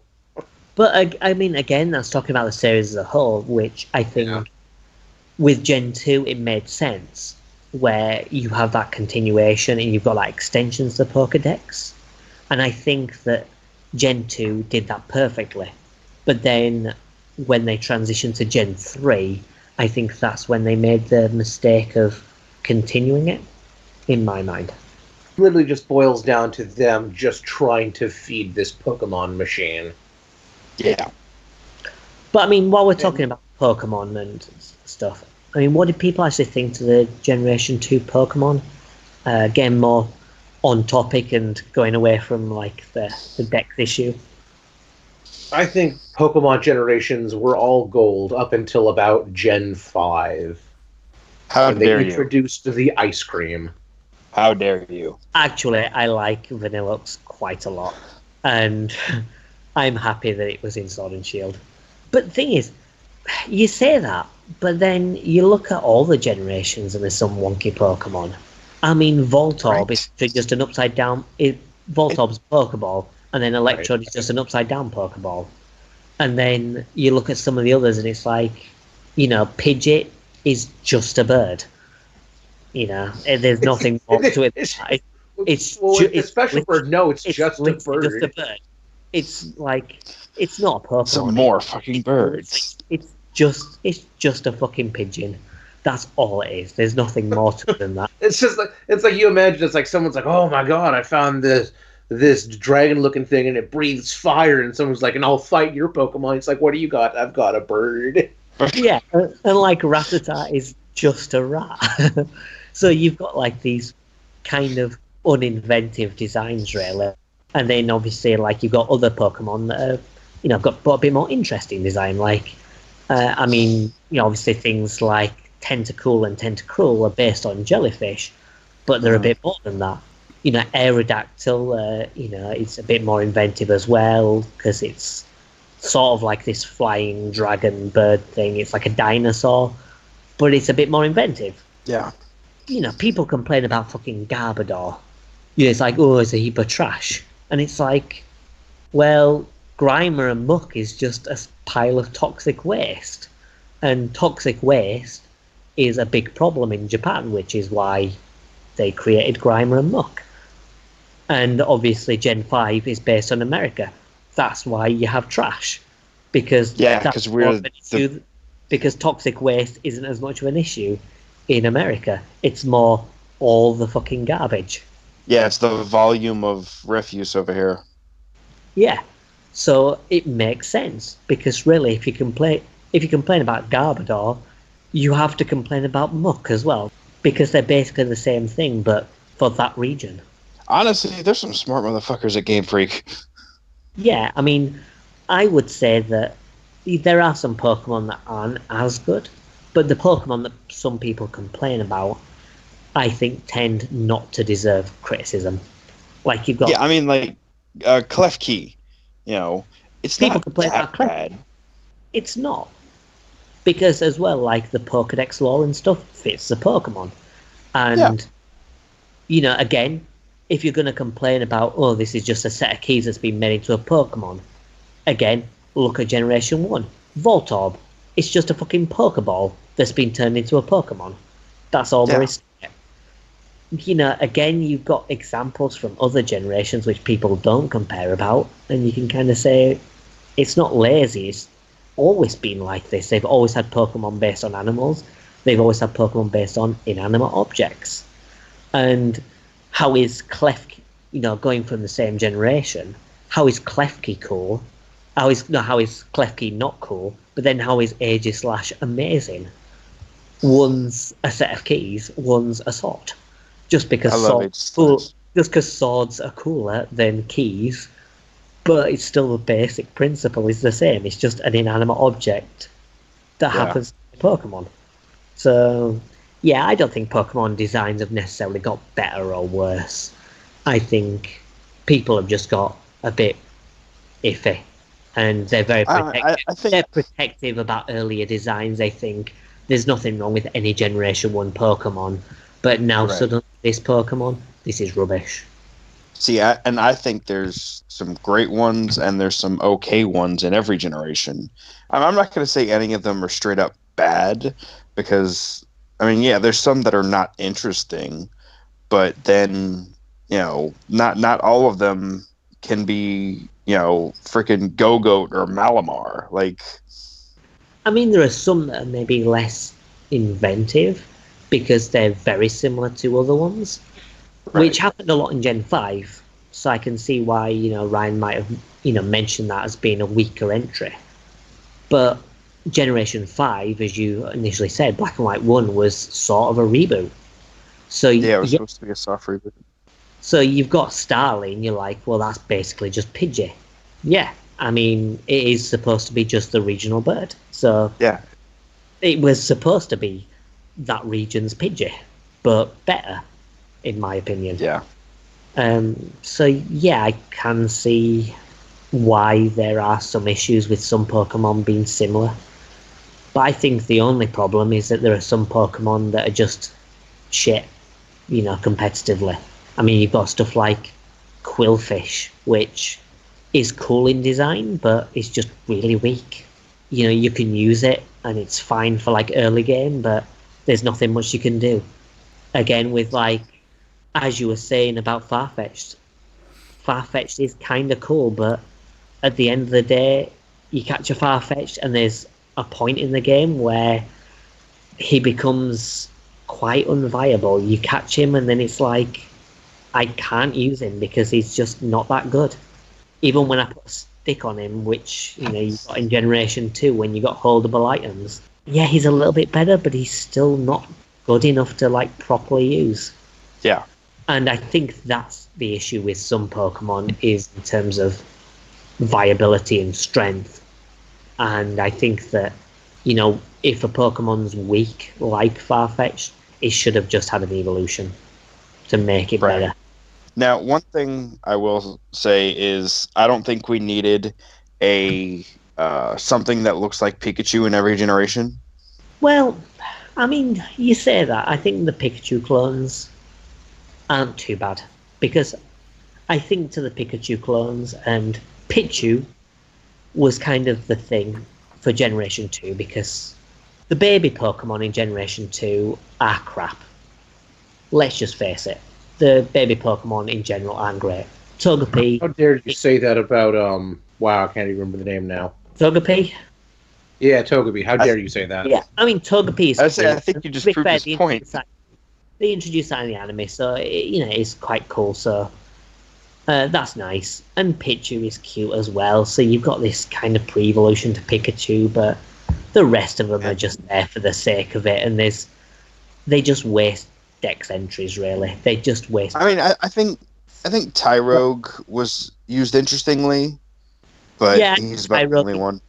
I think Tyrogue is fine because it connects the Hitmonchan, Hitmonlee, Hitmontop, and it makes it so that you can get whichever one you want and you can breed for them. So that's another one which I think is fine. But I get the point of the baby Pokemon, because breeding was such a big thing in Generation 2, because it was something they introduced, that they had the baby Pokemon as a kind of a way to make that a bit more important. Like, oh, I've just bred this Chansey, now I have this fucking stupid baby Pokemon. You know, it's fine as a concept, but they're not that good at baby Pokemon. And I think that in terms of the actual Pokemon in Generation 2, the baby Pokemon are probably the weakest. But I also see why they're there. Well, going back to your question about which Pokemon What you like? I do actually like. I mean, obviously I can't really talk about the viability of them, but I'm just looking through the Pokedex now, and I do like Sudowoodo. I really like his animation, at least in Go. He has like a really nice spinning animation. Umbreon is really cool. Do you know about the whole basis and the whole story behind Sudowoodo? Well, I saw him in Crystal blocking a path, but no one knew that it was actually a Pokemon. It just said, hey, I saw that tree move or something. Right. Yeah. Well, the thing is, it's supposed to be a tree. And then what happens is you spray it with water, and then suddenly it starts attacking because it doesn't like water. And the whole thing is, the whole concept behind the Pokemon is that it's a rock type. And it's trying to disguise itself as a tree to fool people into thinking it's a grass type, so it doesn't get attacked by water, basically.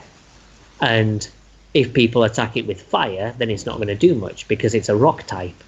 So Sudowoodo is basically like effectively a fake tree. It's imitating a tree in order to basically protect itself. So it's effectively a defense mechanism. Like, I really like Sudowoodo, and I like Sudowoodo basically because of that. I find it really fascinating, just the whole idea behind it. As you say, Umbreon's really cool, but it's interesting with Umbreon because that was another gimmick, as well as like the baby Pokemon, is you have the day and night cycle, and Umbreon and Espeon were effectively the tie-ins to the day and night cycle, because that's how you evolved Eevee into one of those, is that you got it to high friendship, and if it was day, it was Espeon, if it was night, it was Umbreon. Anyway, sorry for the interruptions. You mentioned Sudowoodo, and I like Sudowoodo a lot, so I had to interrupt. I also really like Ursaring. I just like the look of it, just a big bear with a circle on it. And The bear. And Teddy, so cute. Ho-Oh is quite cool as well. Yeah. Oh, yeah. Yeah, it does have some really cool Pokemon in that generation. And there's even some Pokemon that have lasted the test of time, like, obviously you mentioned about Farfetch'd being like your favourite, but being quite underpowered. I mean, Dunsparce is another one that's a fan favourite, which people say needs another evolution. Yeah. I mean, I'd say that. Or Shuckle. Or Shuckle. I mean, A lot of people like Shuckle, and, not much you can do with it.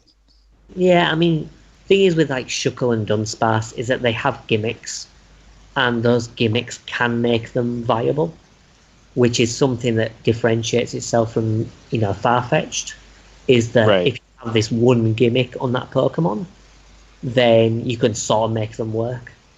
But yeah, like in Generation 2, Shuckle and Dunsparce are quite popular, but again, kind of need something more happening to them. Is Shuckle the turtle-looking one? Yeah, it's like in a little shell, and it's got like the little legs coming out of it and the tall head. So it's like a weird turtle. Yeah. That's cool. And then you've got other stuff. I mean, like, I don't think I dislike any design from Generation 2. People complain about stuff like Girafarig, but I like Girafarig. It's the weird, like, horse type thing. It's like a giraffe horse, kind of. Yeah, I know what you're talking about. Yeah. It's like a tiny giraffe, so it's got, like, more of the shape of a horse, but a giraffe colour. And then it's got a brown ass with a weird face on it. Everyone's favorite Santa bird. Oh, yeah. That goes back into some Pokemon not being good competitively. Whenever you're talking about Pokemon not being great competitively, I think Delibird is definitely one that fits into that category. Yeah. It's got one move like fucking Present, which half the time heals Pokemon and half the time does like shitty damage to them. Jesus Christ, that's a crap Pokemon. But the thing is, like, the design is kind of nice. It's just rubbish Pokemon. You know who's not crap? Caesar. Yeah. Caesar was one of my absolute favorites from Gen 2. It was another situation where, like, I really liked Scyther, but, aside from a couple of moves, Scyther wasn't being used much. You turn him into Caesar, and he's got Steel, Bug, he gets a Dark move, like... Oh, he's in my team every time I play Gen 2. Yeah, I mean, you've got like a Skyzor and you've got Steelix as well, which was another evolution from Gen 1, which was kind of nice. That's the other thing is I really like the steel type. So the fact that they put so much emphasis on it in Gen 2 because that's when it was introduced. Yeah, they introduced what, Steel and Dark? Just yeah, it Yeah, was just Steel and Dark. Well, since our focus is on Gen 2, I think it's only fair to have a quick chat about the bullshit that is Whitney's gym. Who else here has had just notorious, just fucking rage at that gym? I understand the rage, but I've never ever had an issue with Whitney's gym. I've never had a problem with her. Yeah, I can see how you can have a problem with her, and if I've had unlucky Nuzlocks where I've had to face her with a team that's not particularly well equipped, I can see how you can go in ill prepared and basically get destroyed by rollout. Because, yeah, rollout is just ridiculous. So if you don't deal with that mill tank quickly enough, then it can do some serious damage. But yeah, I've never really had a problem with her. And then obviously, once I know the kind of shit that she pulls, then I have even less of an issue with her now. Well, it's partly the problem is the game doesn't. You have a really small chance to get optimal Pokemon to face up against Miltank. Well, there is a trade in Goldenrod City where you can get them a chop. And obviously, can you? Yeah, Yep. It's in the department store. So there is actually a sort of hint, but I think they probably could have made it a little bit easier. Maybe had a couple more Pokemon leading up to that gym that would have been useful, like maybe some more fighting Pokemon or just something that resists the rock typing.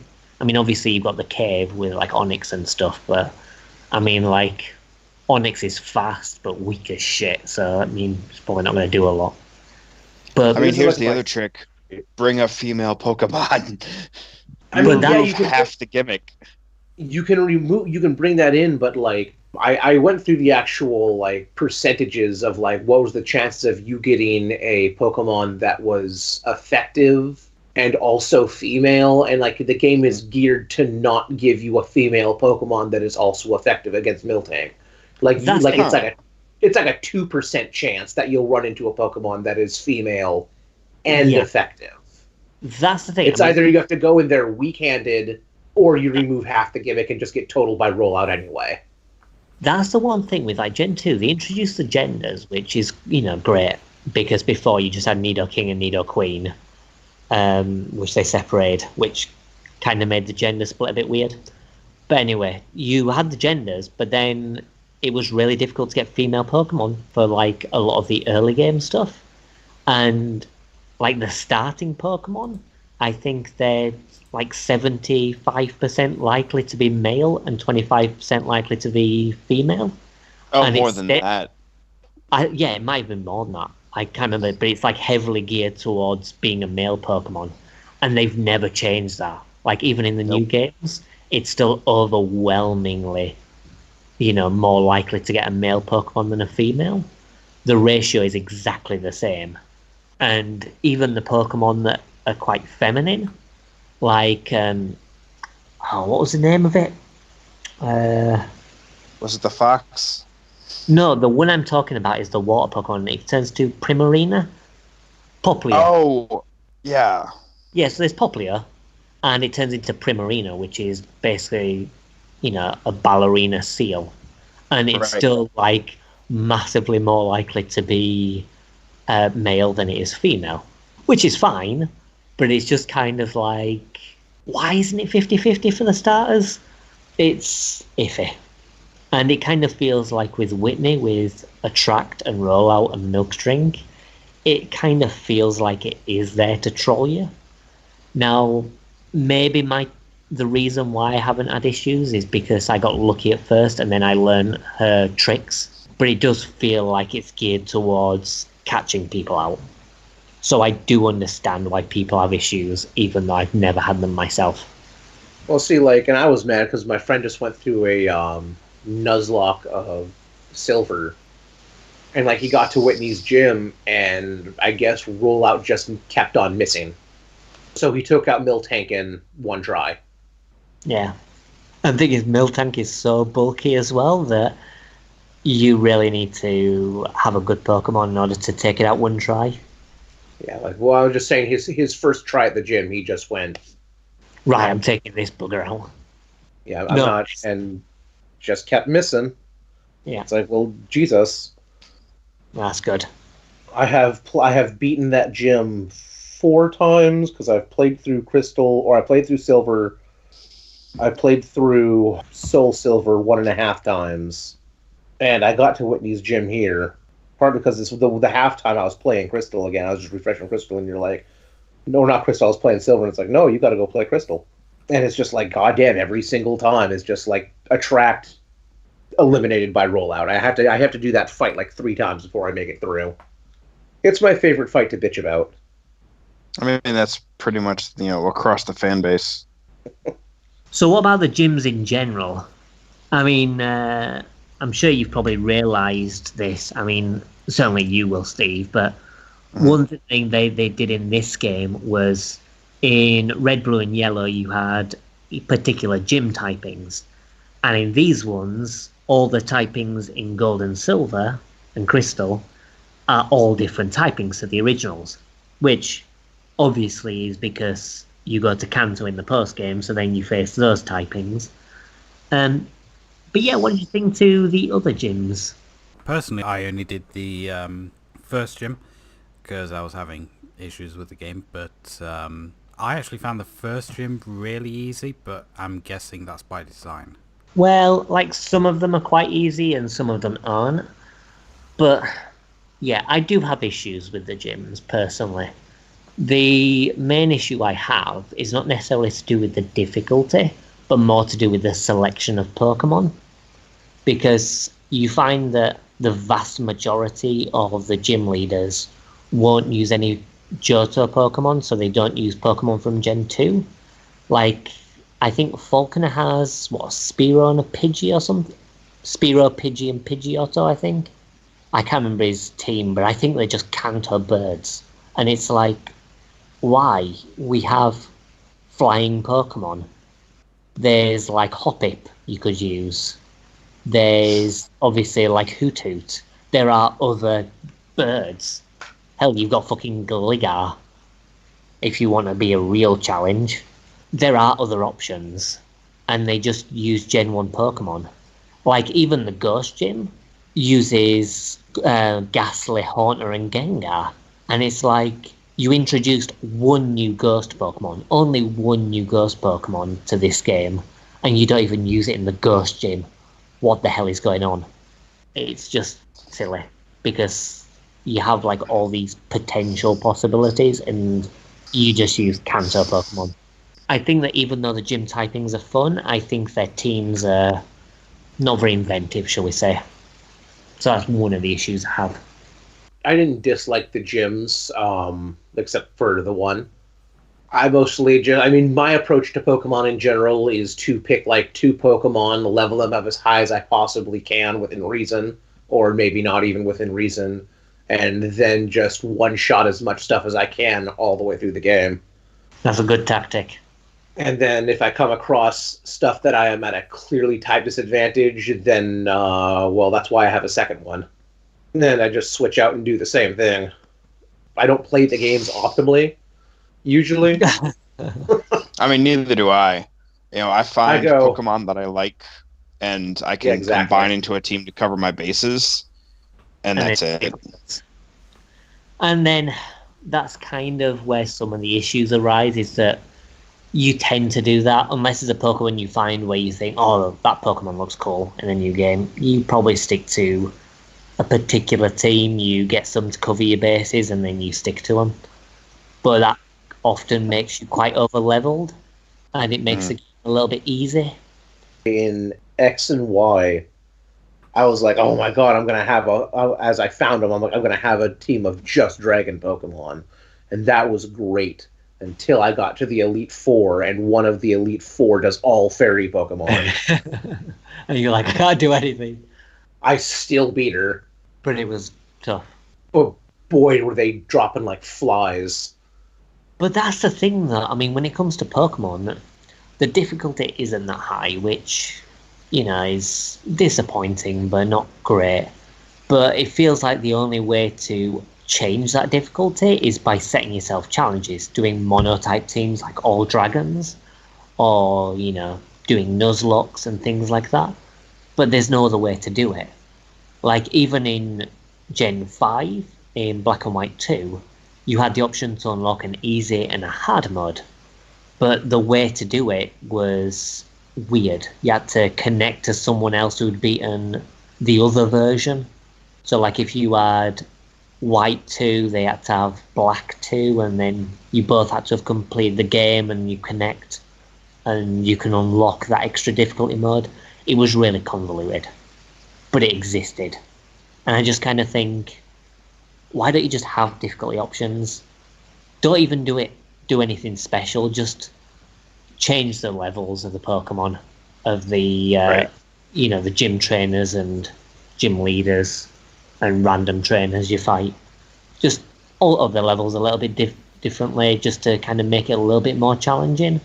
And then with the hard mode, get rid of all the tutorial stuff completely, because they know it. I don't know, just like that. But they don't. And as I say, they attempted a difficulty option once, and then they've never even tried to do it since. If anything, the games have got easier.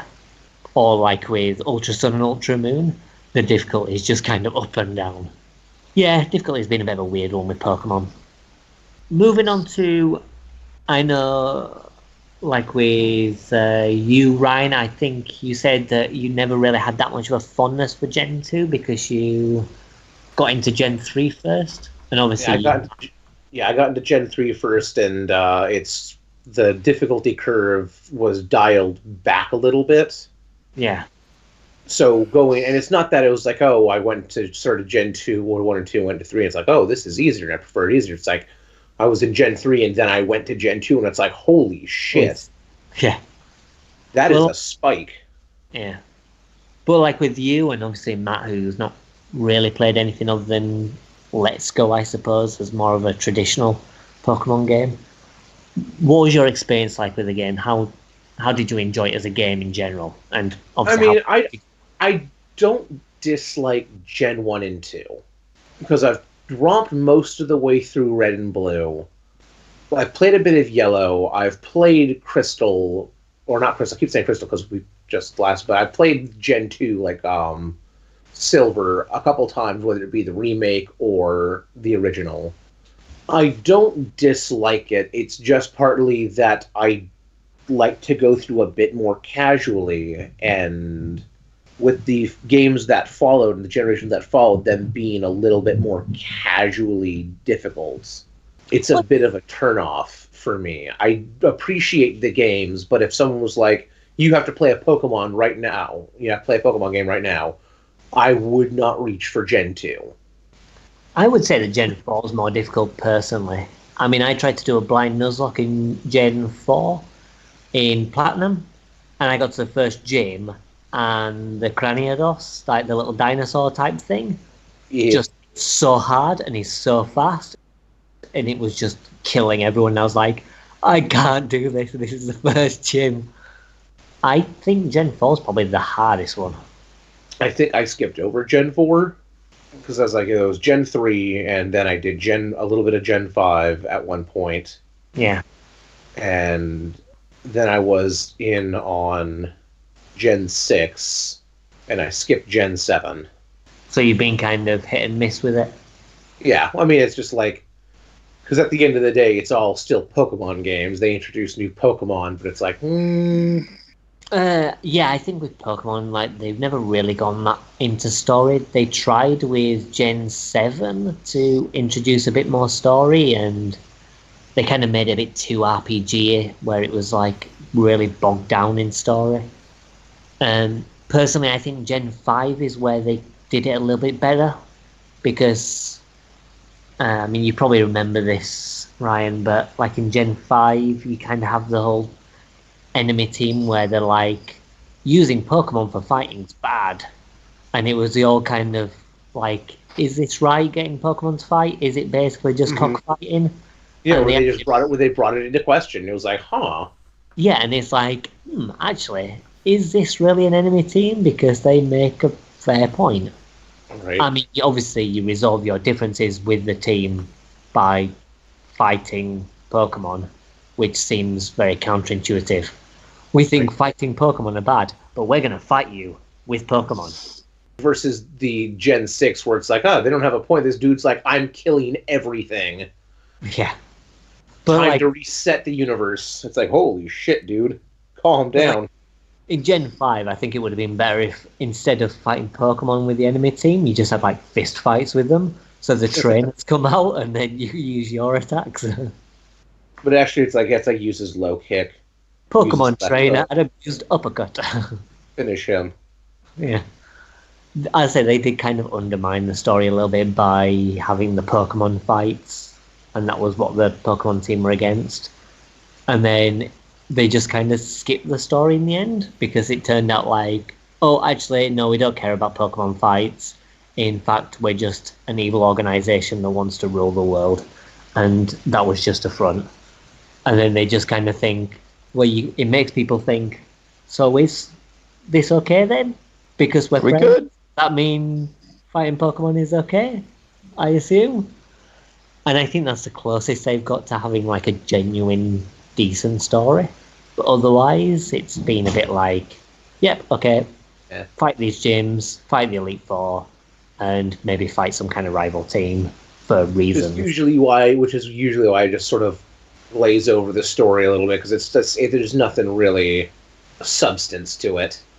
I kind of think the Game Freak don't know how to do stories, because like with Gen 7 where they tried to go like really into the story, some parts are quite interesting because she had like these rifts to other dimensions, which sort of implies how, for example with Red and Blue, they're both canonical, but they're separate like realities, I suppose. Yeah. And every trainer's experience is like a complete separate reality. So they kind of make every game canon, even the remakes and stuff. So like everything is all connected. And I appreciate that.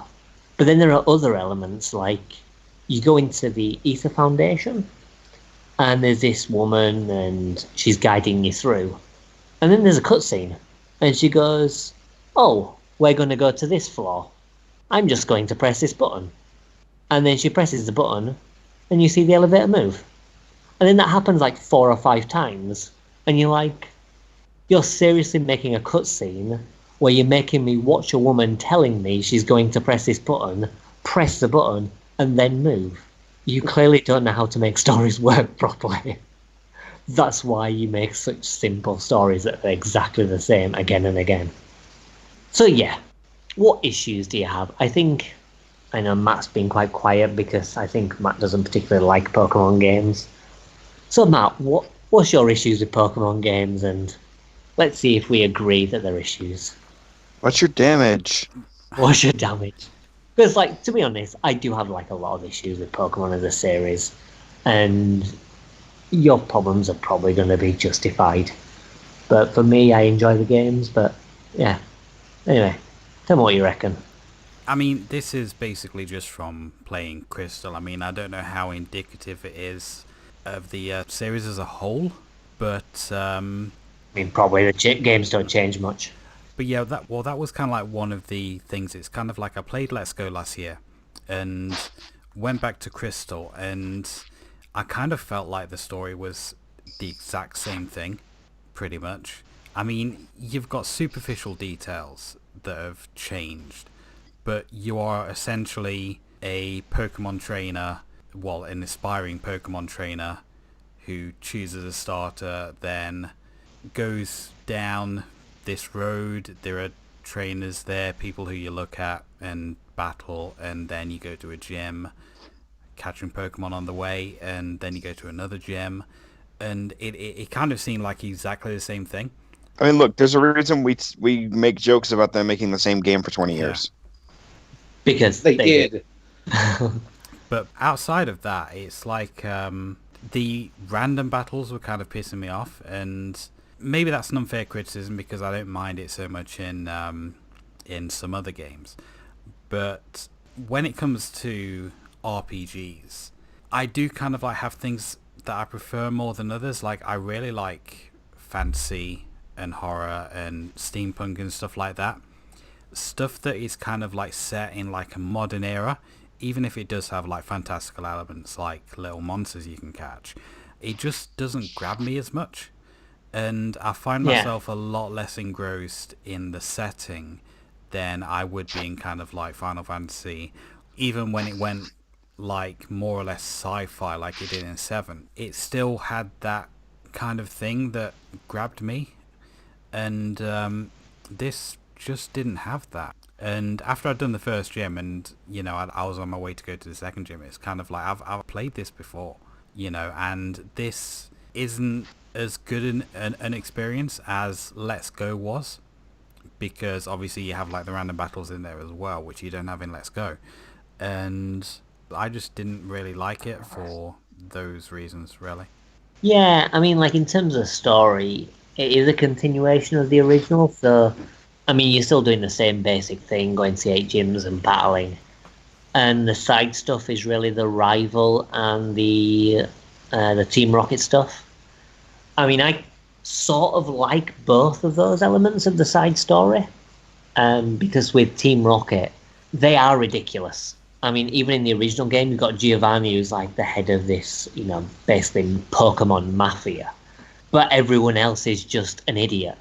Like, even in Yellow, when you're facing against Jesse and James, they're idiots.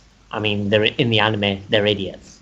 In Crystal, in Gen 2, their leader has gone, because you beat him in the original game, and then he just disappears.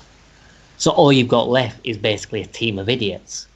And they're just going around and they end up doing, well, quite frankly, stupid things. Like, you know, they're trying to get these slowpoke tails and stuff. They think, you know, they're taking over a radio tower for reasons, and reasons that are never really clear. So they're basically running around like headless chickens, and their ridiculousness sort of is kind of endearing in this. Because like in the post game, you find a member of Team Rocket who fights you, and then he's just like, oh shit, Giovanni's not around. Team Rocket's not around. Everyone's gone. What? And it's like, we do crime for the sake of crime now. Yeah, and it's like you just find this random Team Rocket member that doesn't realise that Team Rocket doesn't exist anymore. Like, you disbanded them in Johto, you got rid of the head, and it's just like, oh shit.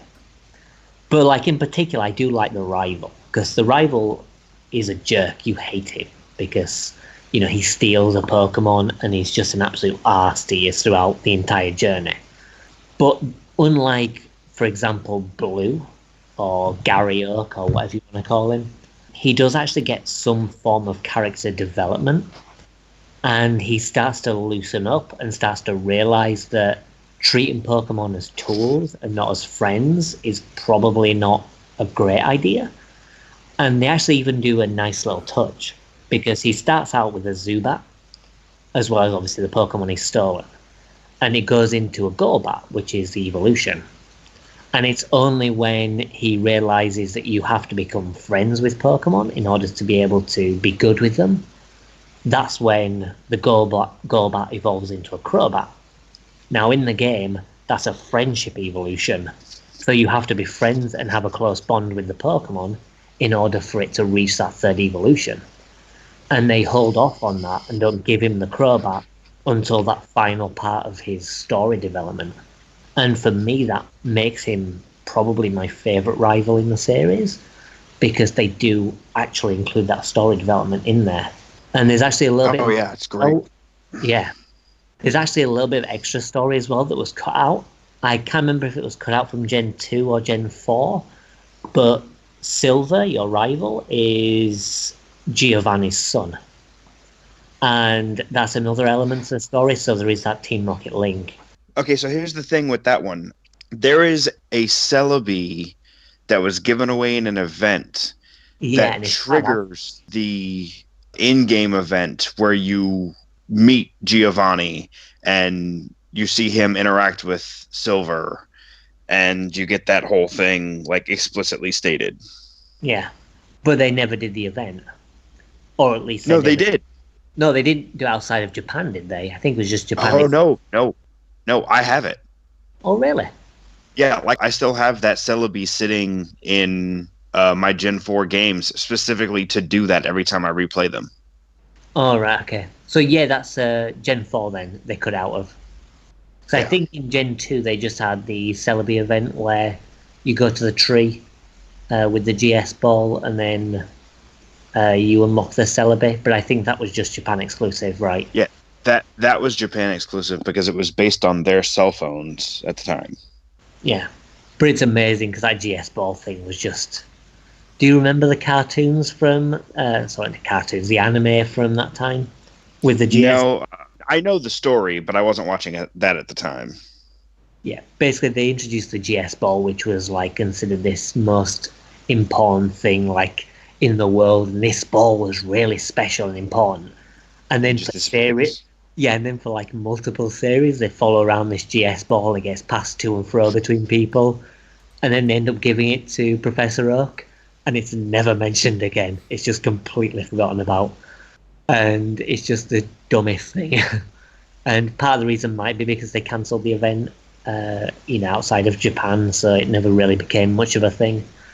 But I just find it funny that they have this GS ball for no reason. But yeah, the story, as you say, I can appreciate that because the story is basically the same.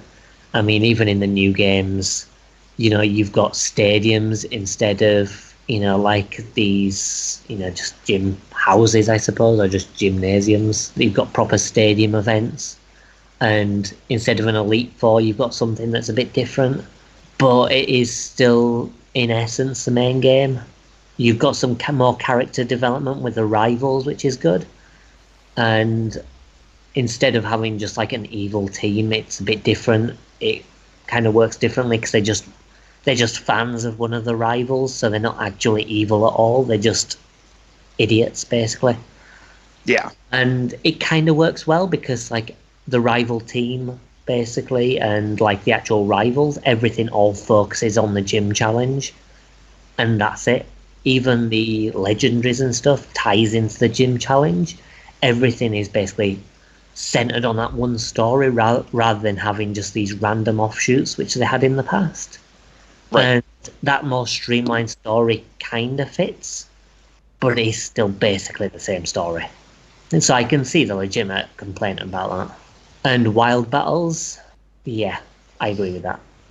I mean, Let's Go sort of fix that by making them visible in the wild so you can avoid them.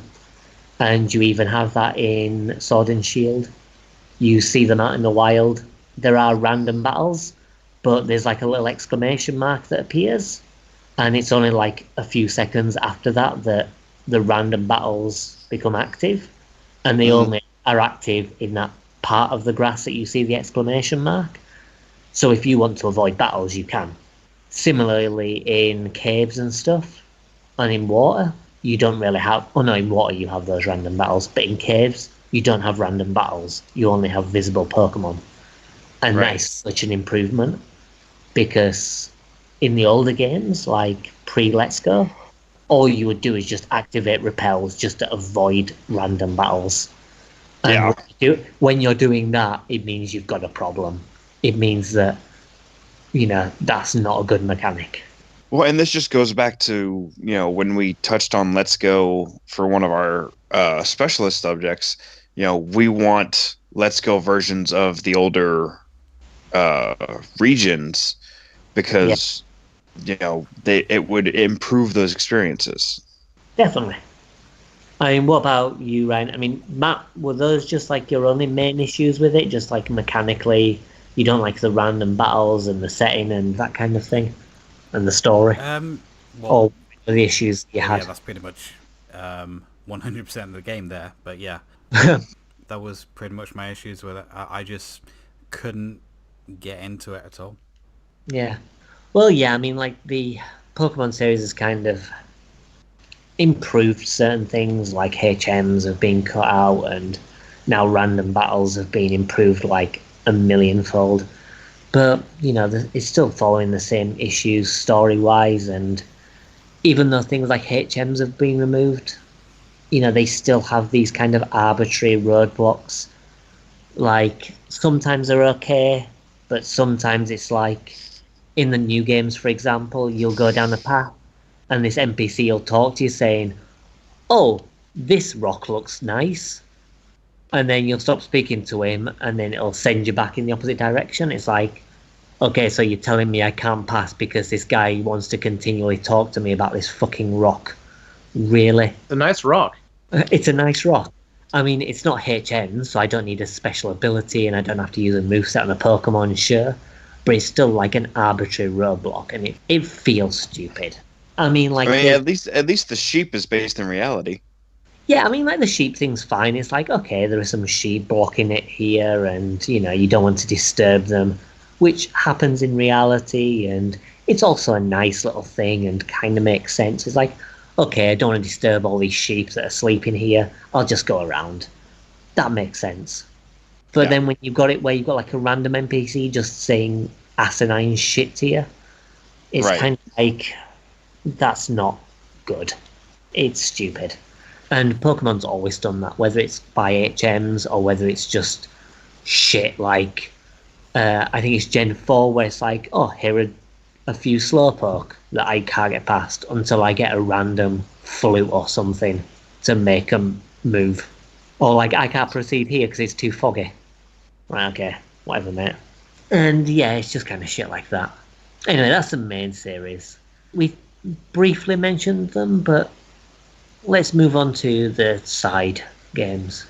So what are your experiences with the side games? I mean, I know with you, Matt, it's pretty much just Pokemon Go? Yeah. Aside from any other stuff? Yeah, just Pokemon Go and the one that we covered for this month. What about you, Ryan and Steve? Just Go, really. Yeah. You not played any stadium games or anything? No, I didn't, because I really didn't have Pokemon as a kid. All right. Oh, boy. I bet Steven's played quite a few. So let's see. Okay, just what I have right now: Pokemon Stadium, Pokemon Stadium 2, Pokemon Puzzle League. I think I've got a copy of Pokemon Conquest kicking around somewhere. Both of the trading card games, one of which was Japan exclusive. Like, you want to talk about Pokemon side games? I got you covered. All right. So yeah, there's quite a few, and they did have quite a foray into a lot of different genres. Like, you've got Pokemon racing games, you've got basically an on-rail shooter with Pokemon Snap, sort of. Conquest is a strategy game. Yeah. So they've definitely done like a lot with the series. I mean, we won't dwell on them too much because, I mean, there's such a variety that we'd just be talking even longer than we already have done. So we'll save those for other podcasts, and I'm sure they'll pop in. But like the ones that we focused on this time were the pinball games, specifically Pokemon Pinball 1. Right, now Pokemon Pinball 1 is based on just the first generation, I believe, wasn't it? Yeah. Yeah. And then Pokemon Pinball 2 is based on Gen 3, I want to say. Yeah, because it's Pinball Ruby and Sapphire. Pinball Ruby and Sapphire, you're right. Yeah. I can't remember the name. I've not played the second pinball game. So yeah, what did you all think to Pokemon Pinball? I enjoyed it more than Crystal. Nice. Yeah, I mean, it's a pretty solid pinball game. I actually very much liked it. There was only one thing that was irritating about it. Two irritating things was there were two tables, and one of them is absolutely terrible, which would be the red table. And there's a weird delay on the flippers that I don't quite understand. Like, you get used to it pretty quick, but initially it's like you hit the button and nothing happens, and then your ball goes down the hole, and then your flipper flips. And it's like, why? Yeah, I think I kind of noticed that at first, but I kind of got used to it. I just kind of got the impression that I was pretty terrible at it because, honestly, when it comes to pinball games, I'm not really that into pinball games. I don't really enjoy playing them. I can play them and enjoy them in short bursts, but I think Yoku's Island Express is like the closest I've got because it's basically a Metroidvania with pinball mechanics. Right. And then there are some small kind of areas that are more like mini pinball tables as like a kind of a side puzzle thing. So what you're saying is when it comes to pinball, you're not a wizard. No, I'm not. Ah, But yeah, I mean, like pinball, I think it's fine. I think it's okay in short doses. I don't dislike them, but I couldn't spend a long time playing pinball. well, see, that's the nice thing about Pokemon Pinball is it doesn't feel like I have to just sit here and play pinball and go for the high score. It's like, oh, you go in there, you catch a Pokemon, and you know what? I caught a Pokemon. I'm good. Yeah, I think you catch the Pokemon, and it's quite cool. It's got some, nice sprites and stuff. It looks cool. You catch Pokemon. It's quite a nice little idea. As you say, like the fact that it's got two tables is a bit disappointing, and one of them's not particularly great. It can, but I still think it's probably my second favorite pinball game. That's a proper pinball game. After Sonic Spinball, of course. Oh, of course. I really like pinball games. I always have. Like, the very first two games that I ever downloaded for the Switch, like not stuff that I had on cartridge, but the ones that I downloaded were both pinball games.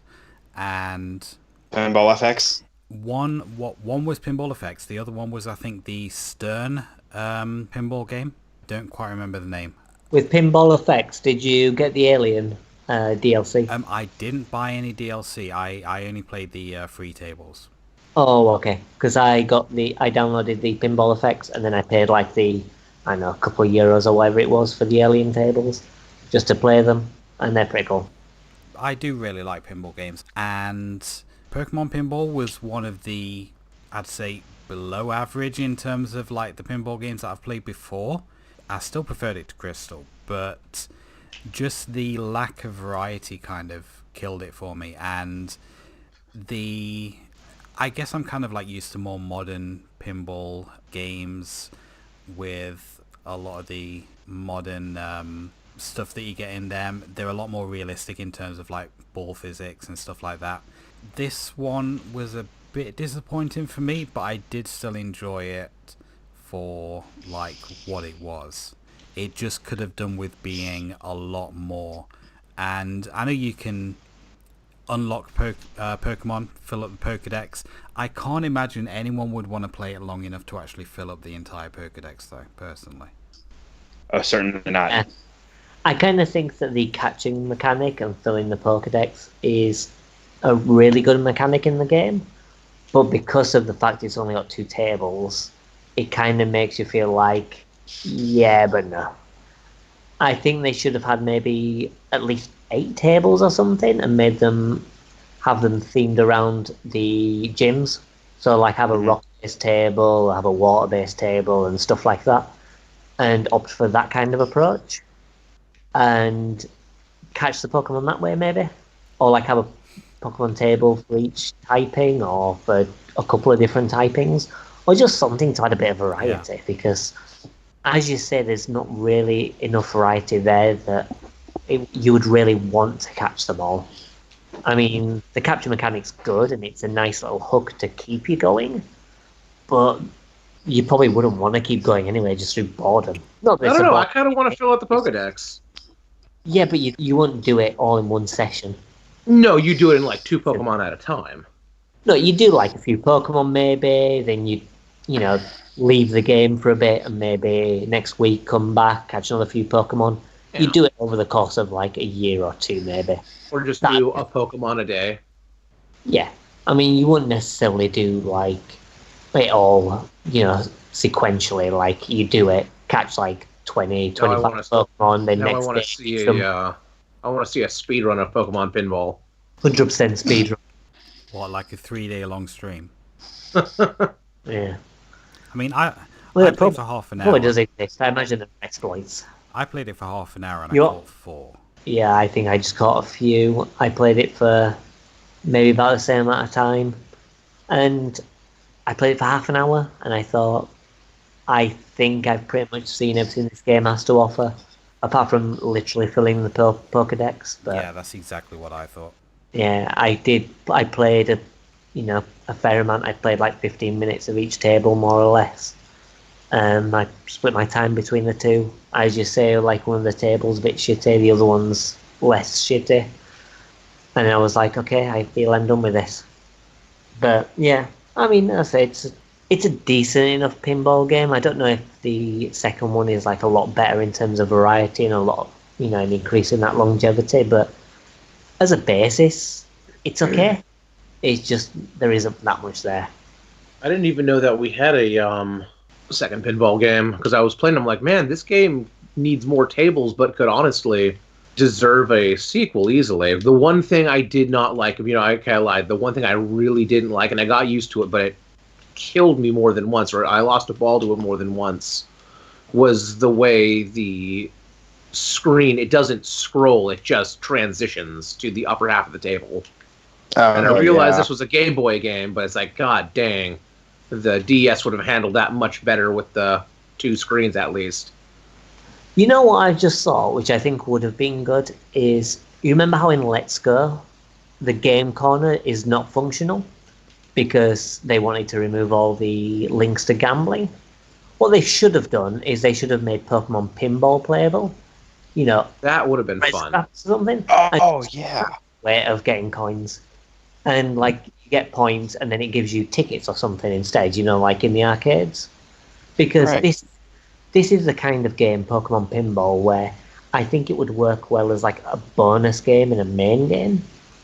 Or in another game, rather than as a game in itself. Yeah, I would have been disappointed if I had paid for it. Yeah, if I'd have bought this and played it, I'd have been, I used to say, you play half an hour and then you think, okay, I'm done with this. But having it as like a mini game that you can just like do and just do a bit of and actually have a reason to do it, to, give you the ability to buy items or Pokemon or whatever in the game corner, I think that would have worked quite well.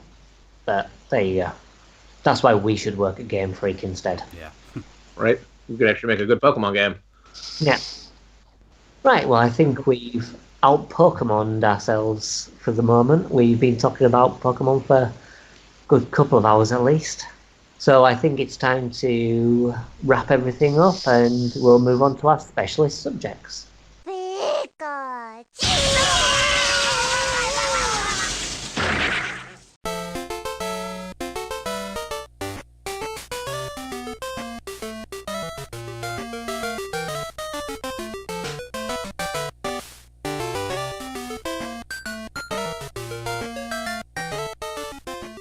Okay, so we are on to the specialist topics, and my Doom mod of the month is the imaginatively titled Pokemon Doom. You would expect there to be quite a lot of Pokemon themed Doom maps, but there are actually only really a couple, and this is the only one that I could find like a working link to. So basically it's new levels as well as new sprites, which if you remember from the Disney one, it was like literally just new sprites. So this one is kind of like a total conversion, and it has an interesting way of tying itself into Doom. There are kind of like two things you can choose from at the start, Prologue and Pokemon World, basically kind of like 2 episodes, but the Prologue is only like 1 level long, and it starts off basically like a normal Doom level, and you've just got like your regular enemies and stuff like that. And in the center of the map you see like this big grey rectangle. You can't really see much of it because it's like quite high.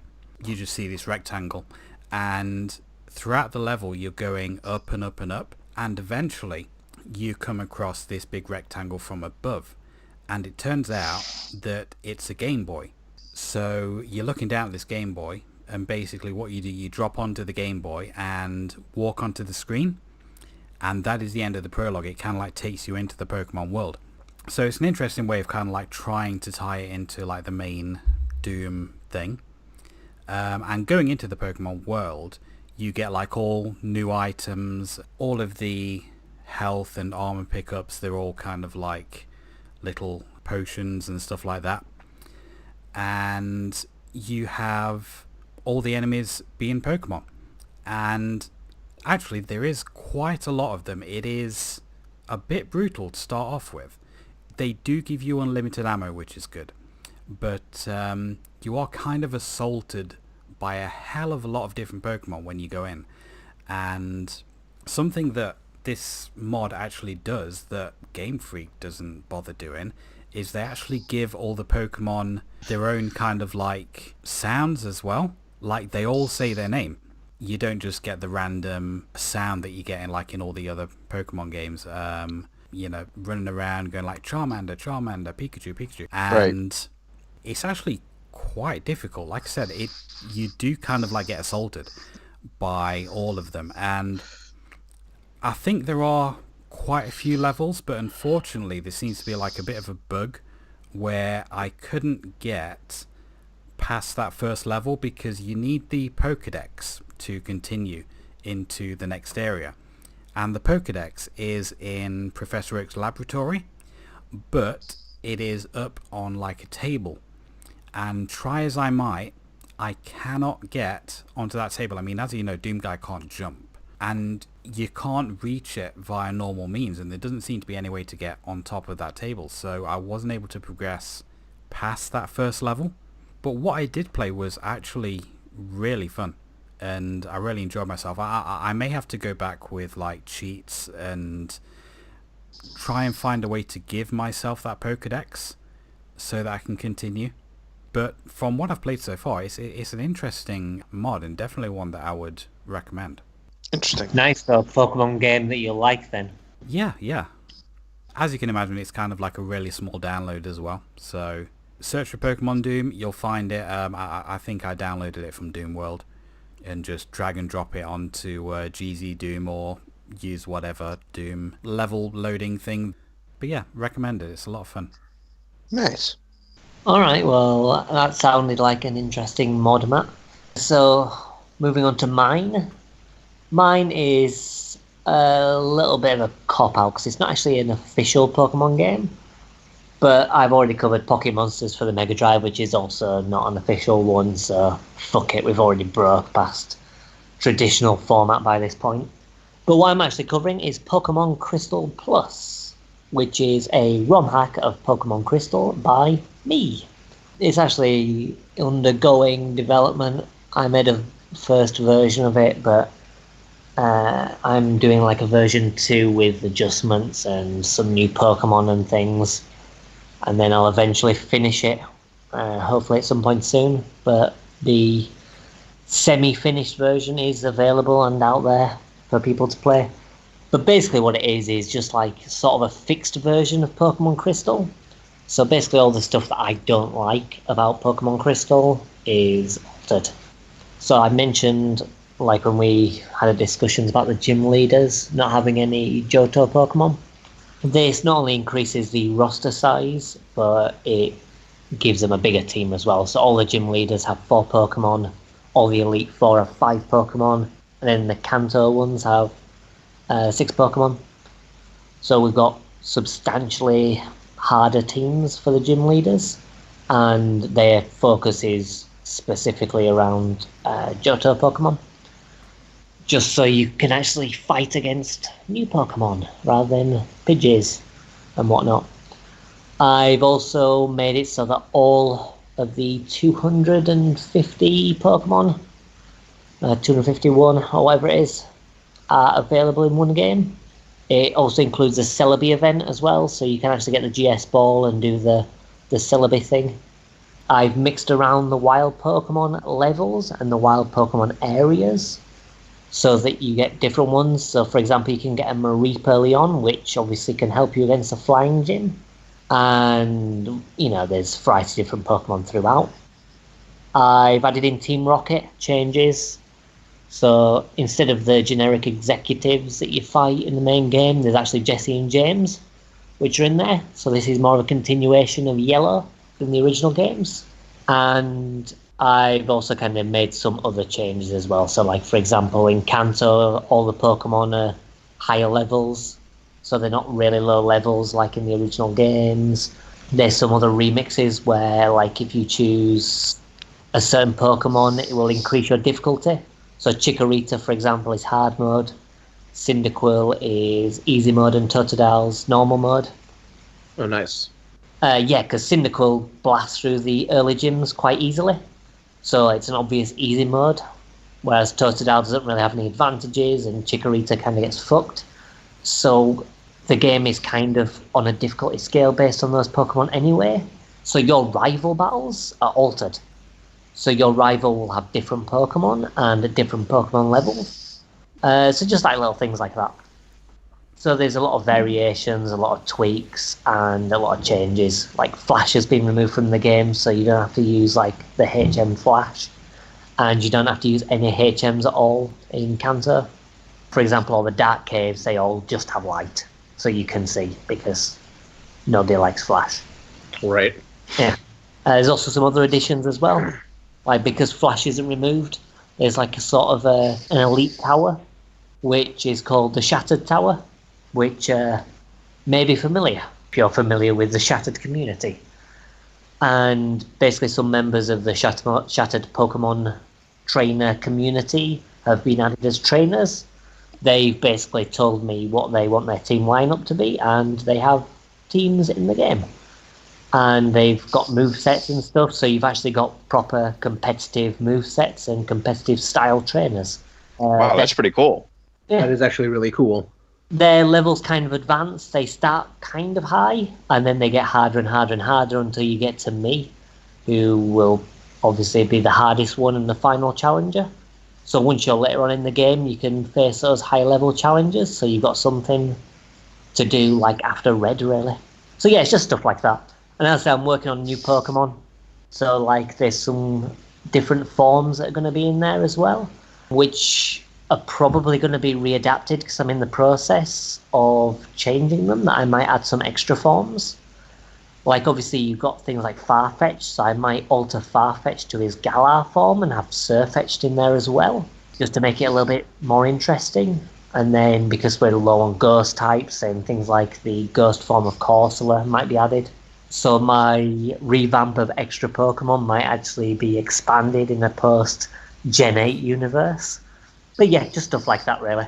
So it's just an enhanced version of Crystal to something that I consider to be, better, really, and a little bit more difficult. You get done with it, Alex. You give that a run. Yeah, you actually get Pokeballs straight off the bat, so as soon as you leave as soon as you pick your starter, you can start collecting Pokemon, so you don't have to wait until, pissing around before you start getting Pokeballs. And you get EXP share as well, like as soon as you've delivered the egg. So quite a few changes. I'd say, like, at the moment, it's like in the kind of a mid-version 1 point, but when I get time to finish it, I'll eventually finish it. Yeah, sounds cool. Yeah, I'd say it's basically just making my favourite game in the Pokemon series just something even better, I suppose. Right, so that's my bit. So let's move on to Stephen's RPG of the month. My choice for this month, since my thing is RPGs and Pokemon is kind of all RPGs, I actually went for Pokemon Coliseum to focus on because it's a different kind of Pokemon game and it's definitely interesting. Basically, the way it works is you don't have random encounters. The Pokemon you capture are actually Pokemon you're stealing from the bad guys because they stole them from somebody else.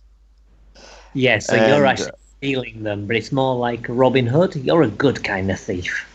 Right. It's like, this evil team steals Pokemon from their trainers, and you used to be one of them, but now you're working against them. I think it's funny for so long. It's like, you can't throw Pokeballs in a trainer battle. Don't be a thief. And then the entire game is based around that. I mean, it's pretty fun. All of your battles are double battles. So that changes things. And your starters are Espeon and Umbreon, which actually ends up working out really well. It's a fun little game. I definitely recommend if you can track down a copy or Yeah, it's very expensive either. I think it's relatively cheap. Yeah, I think it is pretty cheap. Now the bonus disc, that's the expensive one. Yeah. The only Oh. main issue I had with Colosseum was there aren't that many Pokemon throughout the Yeah. games. Because you're having to capture the Pokemon from other trainers, pretty much whenever you play it, you'll probably play with the same team because there's Right. only a very limited number of Pokemon you'll catch, which kind of affects replayability compared to, like other Pokemon game where it's like, hey, there's 800 or whatever Pokemon now, let's, have only Bug or only Psychic, or we'll choose this Pokemon because I've never used him before. With this, it's just Right. kind of like, yeah, I'll stick with like Espeon, I'll stick with what's his face, I'll stick with this one, and you kind of just go through it in the same motions each time. It was definitely limited, and from what I understand, they expanded it in the sequel, XD Gale of Darkness, but I haven't played that one. Yeah, neither have I. I wanted to because, I did enjoy my time with Colosseum. I don't think I would ever replay it for, the reason I basically just said is I'd play through it in the exact same way. But I definitely want to play the sequel at some point. I think it'd be quite cool. Well, maybe we should play that for the podcast at some point. Yeah, we'll have to add it to the list at some point. Maybe the next Pokemon episode. Pokemon come out every year. Maybe we should have a Pokemon one every year. Please jeez. don't. Please don't. But yeah, I mean, Coliseum is definitely worth checking out. If you can find a copy or acquire it by other means, it's definitely worth looking at, especially if you're a fan of the Pokemon series and you want to see how they handle a different setup. This actually even might be one that you would enjoy, Max. It's more of an RPG than it is a Pokemon game. What system is it on? GameCube. It's the GameCube. Yeah, it's basically the sequel to the Stadium games. It's just they went all in on that story mode rather than all the stuff they had in Stadium. Yeah, it's more of a story thing, and you don't have like wild encounters and stuff like that. As I say, it's basically just like these double battles, and you're stealing Pokemon, and they have darkness auras, and you have to clear that and whatnot. It's kind of like the thing that was introduced in Pokemon Go recently, where you have, shadow Pokemon that you capture from Team Rocket.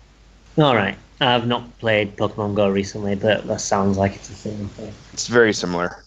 But yeah, I mean, as we kind of covered in the podcast, I know that you're not a particular fan of the general Pokemon game formula, but like the Pokemon Colosseum and presumably Gale of Darkness setups are a lot more like traditional RPGs. Yeah. I'll look into them. Okay, thanks for that, Steve. Okay, now we've just got Ryan left. So Ryan, what you got for us? Oh, it's hard pressed to call this a obscure console, especially since apparently it's not that obscure, except for a special edition of it. Thematically with the topic today, this is a Pokemon console. It is not the N64 Pokemon console. It is the Sega Pico. I am assuming that's how that's pronounced. Might be Pico. Calling this a console is really a stretch. It's a children's entertainment, edutainment media interface. It's essentially a little laptop that plays some educational games. But surprisingly, it actually got a Pikachu edition, and it got like 6 Pokemon-themed games on it. How did they manage that? I don't fucking know. Yeah, it's something that happened and makes no sense. I'm guessing because it wasn't a console and it was more of an educational device. Nintendo were a bit open to allowing their stuff. That's all I can assume. I mean, there's not a whole lot to say about it. It had a sort of a manner of touchscreen interface. When did it get released? Was it pre or post Dreamcast? The Pico originally released in like 93. Way before, but it went for almost a decade. The Pokemon games were dropping pretty quick after. Let me pull up the actual list of games.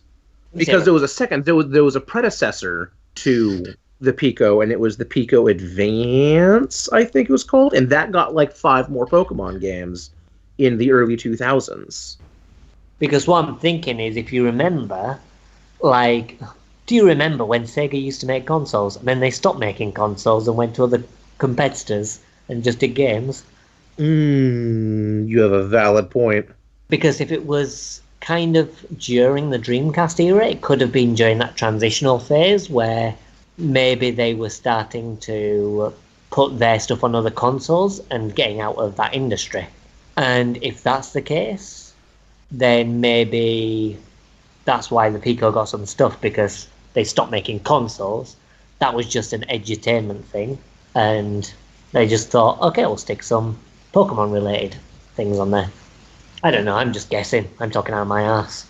The Sega Pico came with a, I'm not even going to pronounce it, Pokemon Advanced Generation. I've begun Hiragana and Katakana. I don't know. These are all going to be weird edutainment games.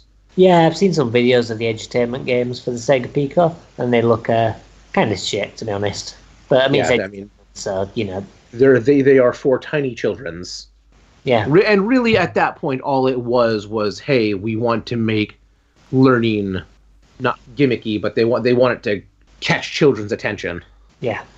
And with the rise of Pokemania, I'm sure Steven has played all these games finish to end. Finish to end, start to finish. Beginning to end. I'm a little tired. You seem to believe there were Sega systems in my house, good sir. Yeah, I'd say fair enough. He's definitely done all the Pokemon mini games. There's definitely been those ones at least, because they're Nintendo ones. There you go. Official Sega Pokemon games. And console. Nice one. How whack. Awesome. Okay, well, with that out of the way, thanks a lot, Ryan, and I believe you have something else for us. Yes, this month we are going to be hosting another giveaway. It is going to be a legit original copy of Pokemon Gold for the Game Boy. It will be coming in a reproduction case. It is not a reproduction cart, though. There is no user manual, but the game works. That's the main thing. That's the important part. There will be a link to that on our Facebook page. Yes, and there will also be a link to that on our Twitter. And there will also be a pinned link to it on our Discord. Well, we had a Discord before, but it was just for our private banter. But we're opening it up to the listeners as well, so feel free to join it. There will be a link on the website and all the various podcast sources to our Discord. So feel free to join it and have a chat with us. We'll start that giveaway, and next month we will announce the winner. Well, next month, next podcast. Good luck to all of you out there. Right, well, with that out of the way, all that's left is to just kind of relax, take a deep breath, and say goodbye. We'll see you at Christmas. Or during the festive season. Bye. Goodbye. I want to be the very best, like no one ever was. To catch them is my real test. To train them is my cause. I will travel across the land, searching far and wide, each Pokemon to understand the power that's inside. It's you and me. I know it's my destiny. Pokemon.